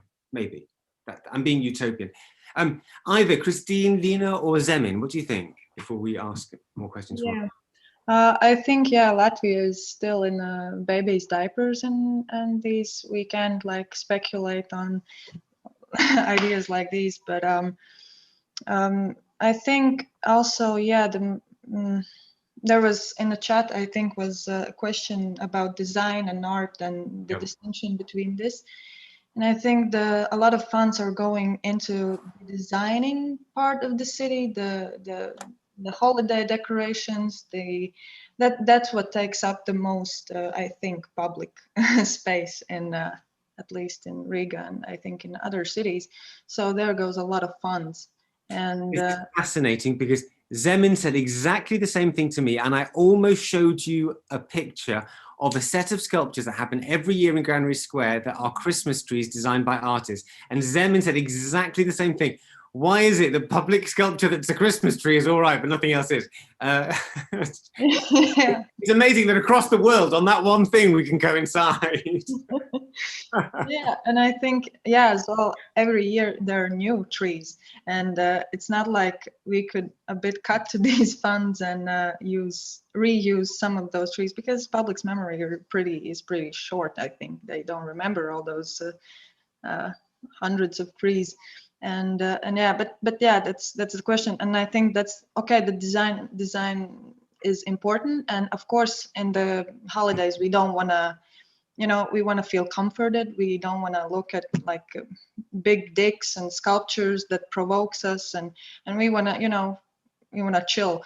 And so that, I think, is the difference between art and design, that art usually makes you question things, makes you go out of your comfort zone. And I don't think that Latvia is really ready to fund something like this, because it may be politically not sound with them, or there are many aspects, I think, that why this funding is still not found. The only thing I would say is that if you're in babies' nappies, we're all in babies' nappies, but for different reasons. Yeah. My God, in the UK, we've got a lot of very problematic sculptures that we don't know what the hell to do with now. And because the people from the past that we have chosen to venerate are deeply, deeply troubling characters, and in the current context, unacceptable. And so I think we're all in our own way at a point where there's land to be claimed here. But if baby steps means that it's not been decided yet, and we as artists might have a chance to help decide it, that might not be a disaster, perhaps. I'm so hopeful. I know I'm pathetic sometimes, but I do try and be hopeful. Zemin, did you want to join in on anything there? Oh, you're on mute, Zemin. You're on mute, sorry. Oh, yeah, I agree with you very much. Yeah. Great. There's tons and tons of questions coming through. Let me see if I can get one that's near the beginning, so I'm not missing anything. I'll do my best. Right, so we spoke a little bit about what makes art public. When is something public art? Is it public art if I put it in my window now and people can see it? It's in a private space, but it's viewable. Is it public if I put it on a website? Is it public art? Is it public if I have it inside a gallery that's free to come into? Or is there some other specific thing that is required in terms of public interaction or involvement or acknowledgement or acceptance or manipulation that makes the publicness of public art, of that realm, specific? And I don't know the answer, but I wonder whether, Sergej, maybe from a historic point of view, there could be something there that would be interesting. Well, then we stop at the definition, what is public? And I think it's quite relative. It belongs on the definition of the target group, whether you want to reach a group of the people representing your social demographic group parameters, or the whole nation, or just artists, because I'm not sure that today we are going to address all the people, and this public sculpture actually creates controversy because it is intended to very different social demographic groups. But again, there is the problem of what is public. If in this Latvian case also, if by the law this is your private territory, but for the artist it is a public territory because your monument is seen by the passers-by, so you have to build a fence. Well, this is the definition is very dynamic, and I don't think we can agree pragmatically, just analyzing each case case by case.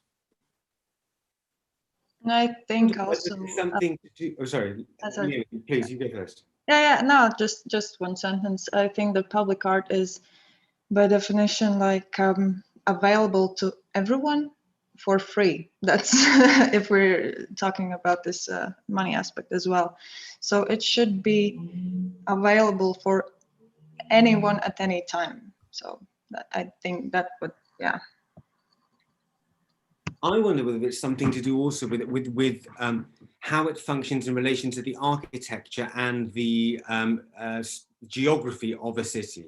Public art is one of the ways in which we might define areas within a city. Art in my window or in a gallery is not necessarily, and so it has a sort of a relationship to the architectural or the civic or the designing of cities, perhaps. Pete makes a very good point. Many public sculptures are institutional, presented within or from on high of an institution, but also relating to the institution. And Rikiaton has said, if you have an audience in mind, does that negate publicity or publicly? If an artwork is public, perhaps, you cannot control your audience. Do you know what? I think one of the joys of art is that you can never control your audience. They do what the hell they want, irrespective of you, and that's maybe one of its saving graces. But I know what you mean. There's a sort of who are you answering to when you're commissioned to make a piece of work is interesting, and what are the set of guidelines that might determine it is also interesting. For example, with the Trafalgar Square, it's quite open-ended. They struggle to pin it down. Had that been a design brief, it would have been much more robust, but it does not have to be a sculptural object. It should relate to the context in some way, either the historic context, the sculptural context, or the physical context, and it should be made of sturdy enough materials to last for at least a year. And that's it. And that's interesting that it's that when it comes to art, because we're so not used to being given briefs, the artist genius that must, do their own thing, as is the romantic notion. Something about public art puts artists in relation to the commissioning body, the audience that's going to receive it, I guess the weight of expectation or pressure shifts, maybe, it's different.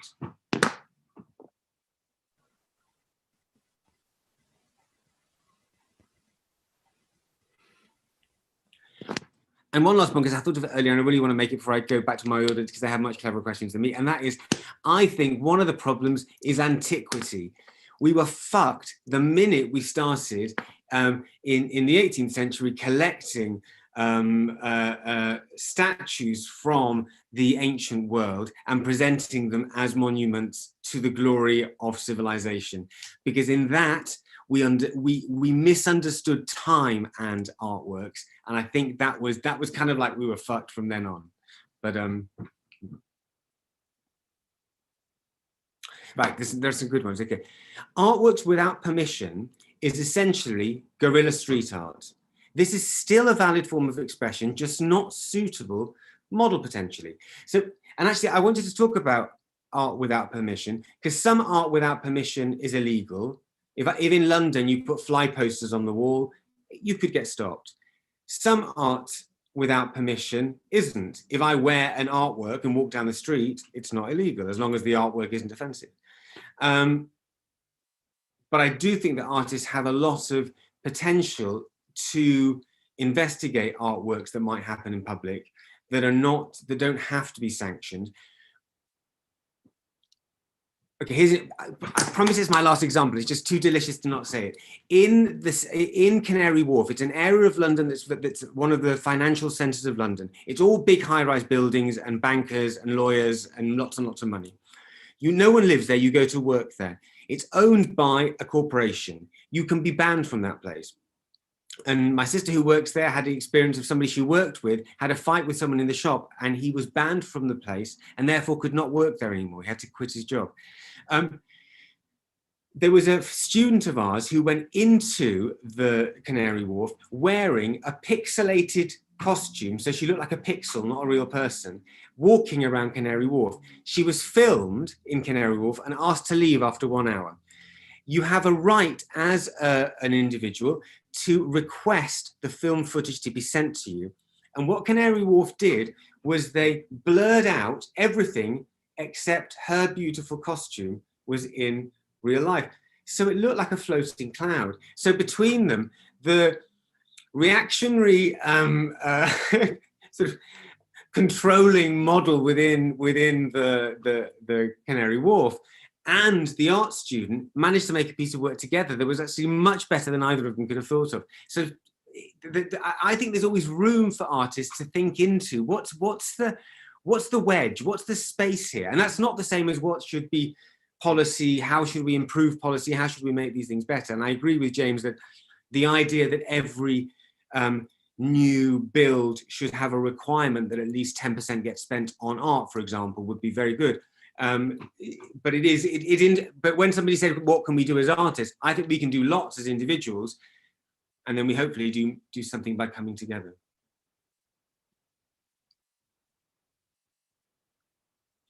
Performance sound.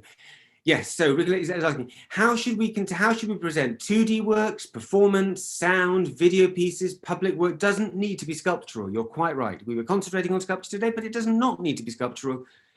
What other sites might there be? And has anyone got any good examples of where they've seen either 2D performance work, sound work shown within a sort of public realm?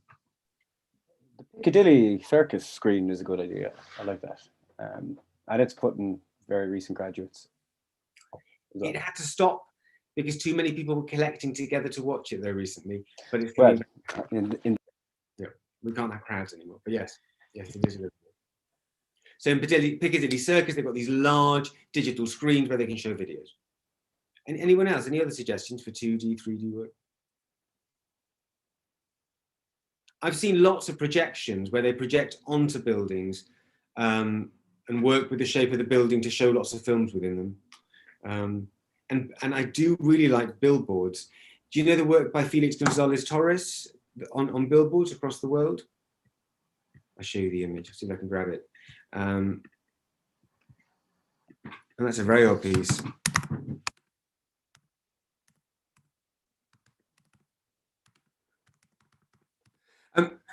I found that for a period of time I was working collaboratively with another artist, and we were making a lot of work in the street with no permission, just doing it.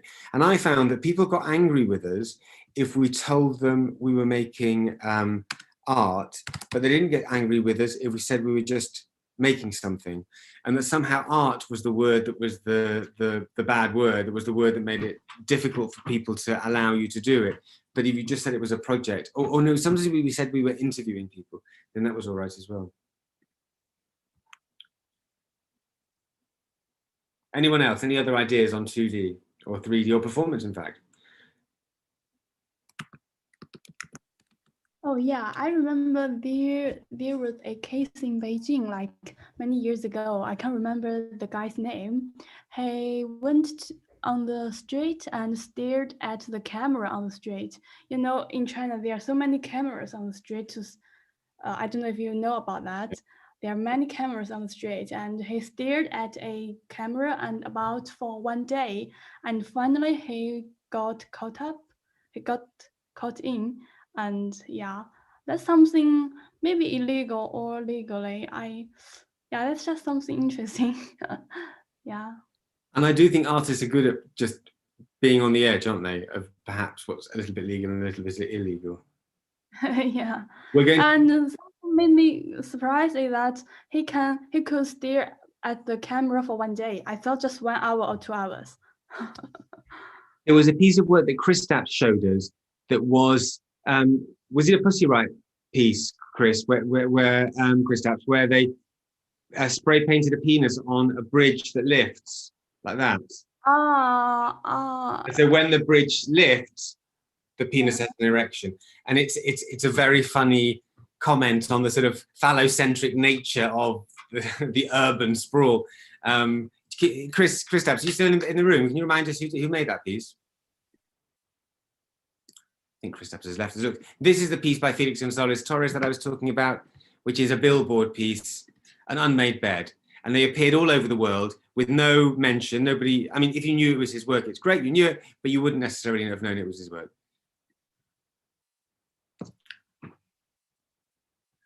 Okay, I do have an example. We do have a gallery, the smallest, Riga's smallest gallery. No, sorry, sorry, but whatever. What's the name? The translation in my head is not the right, but yeah, I'm gonna show you. This is actually Ansan's, Kristaps Ansan's work. Do you see it? Yeah. Yeah, that's like, I think this is a public art.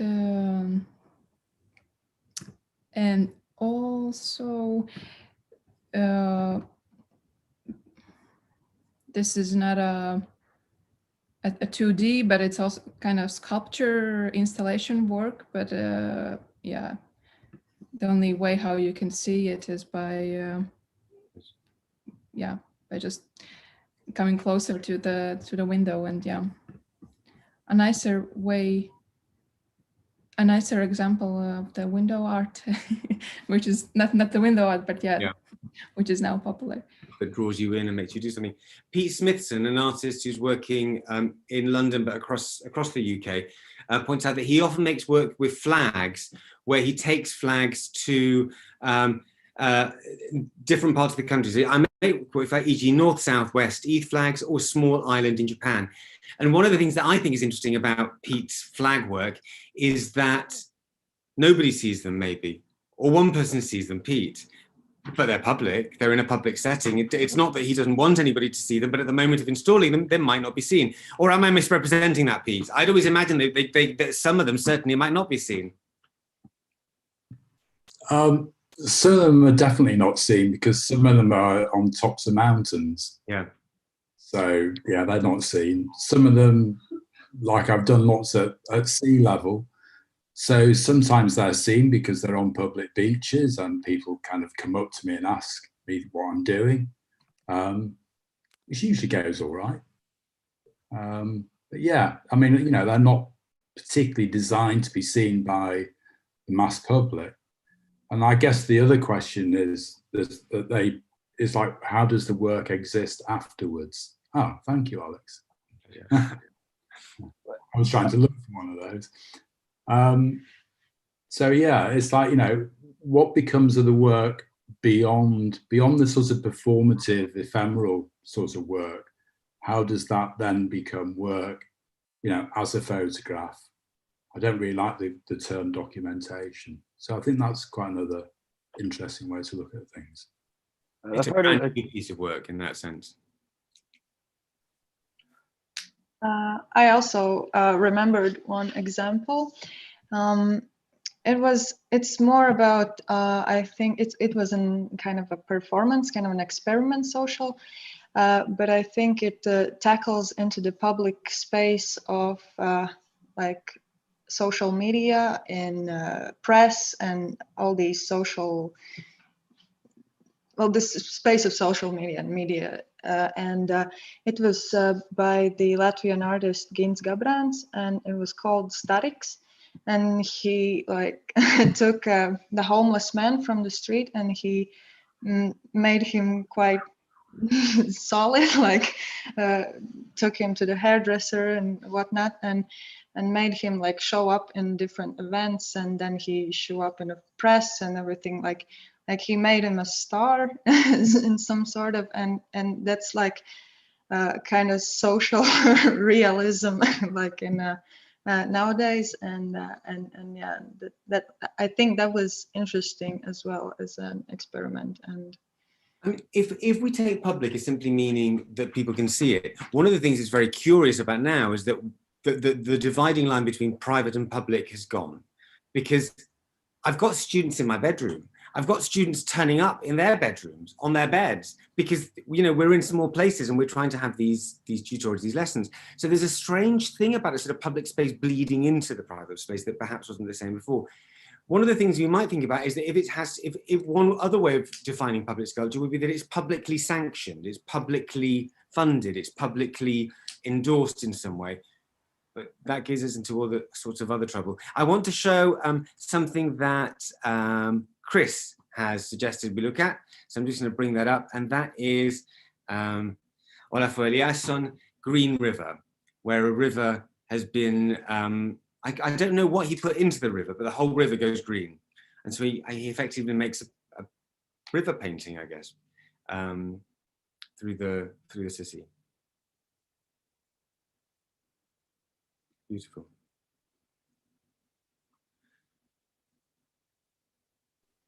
Francis Alice is another good example. He's Yes.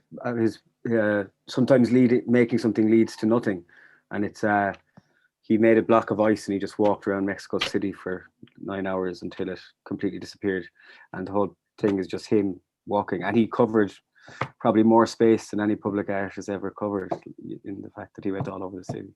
But that piece of work was shown at Tate Modern not 4 as years as a video piece. I know. But I think Like, is the act of doing it a piece of art? You know. I think one of the things that's interesting about money is that it's the don't to mention, because we want to feel that as artists we have requirements that are beyond money, or, you know, unless we're making money to work directly about that. So I'm like, whoa.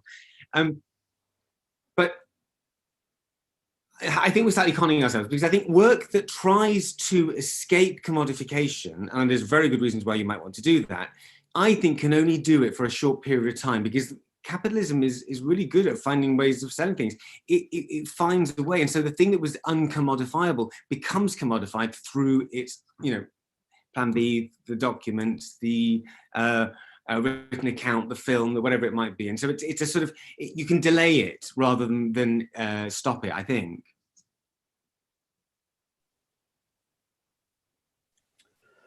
I have another one idea. Yes. If you give me a say in this. Sorry, yes, you're going to have to dive into it. I'm too gobby, I apologize, yes. No, I think we are concentrating more on the sculpture or public art as a discourse.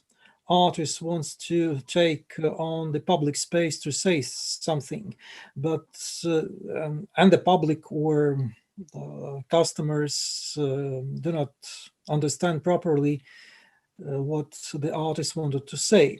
But I would like to look at this problem from the point of view of meta discourse, meta communication. That indeed, I showed in my presentation that the sculpture indeed, or public artwork indeed, can function in different semiotic modes, and it is up to public, to the viewer, to select a proper way of reading the sculpture in this particular context. I suppose this history teaches us that these cognitive schemes of understanding of 3D art could be, well, it depends perhaps on the social status, social class, education, experience, etc. But it is up to the meta communication to bring these new forms, understanding of new forms, new cognitive schemes about the culture. So we need discourse about sculpture as such, about its changing functions in the society. It's like actually what Latvian sculptor Aigars Bikša does. He challenges the audience by his sculptures put in the public place. The audience perceives that they are challenged. Everybody notices his sculptures, and everybody produces right meanings, critical.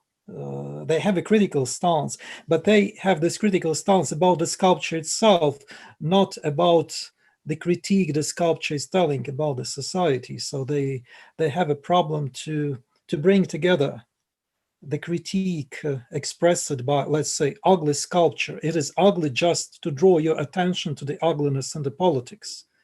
The audience understands, but they are talking about the ugliness of the sculpture point. They do not,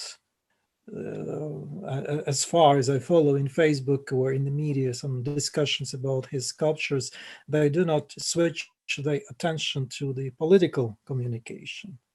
And that's such a contentious term, isn't it, ugly? I mean, I think it's it's so culturally conditioned. Well, okay, just a popular word drawn from the social media communication. I wonder whether there'd be something just as a response to that. I wonder what we might learn by looking at sculptures that are very loved by the public. And there are certainly some very good examples of sculptures that the local community, the general public adore. So the one that, I mean, it's beyond me.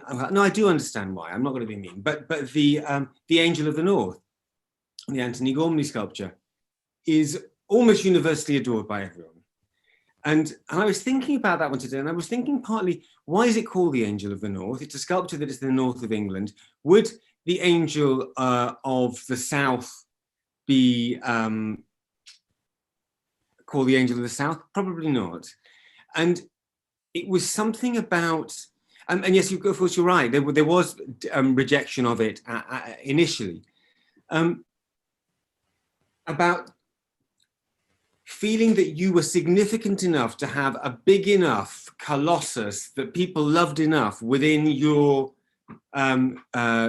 community, felt like it was that government, that funding body, that organization seeing you, acknowledging you existed, telling you had a place in the world, and there might, I don't know, it can't be the only thing, but I wonder whether there's lessons to be learned from looking at ones that are really popular, because there are lots that aren't popular, but there are some that really are really loved.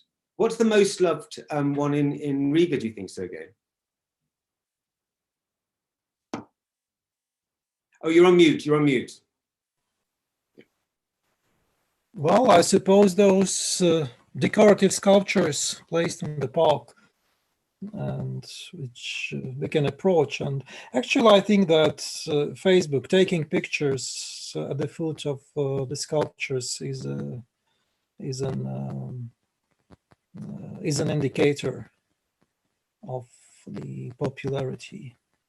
So I think that these three-dimensional life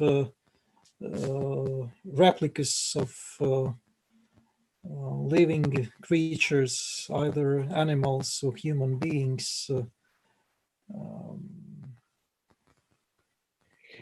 So it's something about wanting, and you said this thing about touch, and the minute you mentioned touch, I thought about all those sculptures that seem to have magical properties. If you touch the toe, you will be rich for a year. If you lick the ear, you will marry your neighbor's son. If you tickle the toe, and what you end up with are then these sculptures that are very matte, except for this one area that's really, really shiny, because thousands and thousands of people are doing it. And I don't think it's so much the hope that it will really make you rich, but rather the knowledge that so many other people have done it does provide a comfort. We've all come here, we've all done it. I'm part of this group. I'm part of this sort of, and that touching in sculpture does seem like an interesting thing, I think. It's also arranging a routine, like in Moscow, people at certain subway stations, they feel themselves obliged to pass by the sculpture and to touch it. Whether it is a superstition or just a tradition, I would say just a routine, arranging the everyday routine, and the sculpture again helps us to arrange the daily rhythm. My most wonderful and marvelous Madeline has said, sculpture made popular as a favorite meeting place. And I know that because I meet by sculptures, and that's also quite intriguing, that they're small enough normally that meeting by a building, you need to tell them what side of the building. Meeting by a sculpture is easy. There's a sort of signpost service that they provide, and I thought that it was being said earlier in Beijing, about Beijing, that the second artwork, the function of that artwork was again as a signpost, and the signpost was to say this area of China is an incredibly important World Heritage Site, and look, here's a signpost to tell you that, and that's another function that it might suddenly have. Yeah, it's just an index. If you use a semiotic index in a semiotic language, it's a milestone. It points exactly, or Omphalos in Delphi, it points exactly at the center of the world, and we are in the center right now. We are arranging a meeting right in the center. Where's the centre? Well, the monument is placed, our beloved monument. But that's interesting, isn't it? Centres shift, or Actually, how we construct a centre. But that's a very interesting point. Absolutely. Actually, in Russia's town, the monuments of Lenin has not been destroyed here, and the monuments are placed in the big cities in a very comfortable place with large squares. And this has become a meeting place for teenagers and youth with their skateboards, bicycles, and they use these huge structures, architectural structures, for skateboarding. Nice, nice. We're coming to the end. We were meant to be finishing at 4 o'clock, and it is now 4:10. So I do feel that this is perhaps the end. There were more questions than I could answer. I'm really sorry. I was too gobby. I must learn to speak less. These are brilliant questions, but these questions are going to form part of the archive that will be on the YouTube channel. So what I'll do is, to the email list that got the invite today, we'll send the next invite for the next one in 2 weeks' time with the archive of this, and those questions will be there. Myself and anybody who's taking part, hopefully will get a chance to look at the questions, and if we have any answers, we might even throw in some answers. Thank you so much for engaging so enthusiastically in the project, because we don't know what we're doing yet. We're asking questions, we certainly haven't got answers, and we don't even know how this format works, but it's been very enjoyable to have something very informal that's really allowed multiple voices to come in. That's allowed some ex-students to come in. That's always a joy for me, names from the past. I love that. So thank you very much indeed for being here. Sergej, thank you for what was a wonderful talk. You really sort of gave us a very solid grounding. Zemin, the Beijing perspective was crucial. And Lina and Christine, very good, sort of, just a sort of really sort of acute analysis actually of the political, problematics of this. And James, you always ask good questions, difficult questions that I can't understand, and I wouldn't have it any other way. So thank you. Oh gosh, there's 13 messages already. Oh crikey, I'm missing lots. Let me see. Oh no, thank you. Thank goodness for that.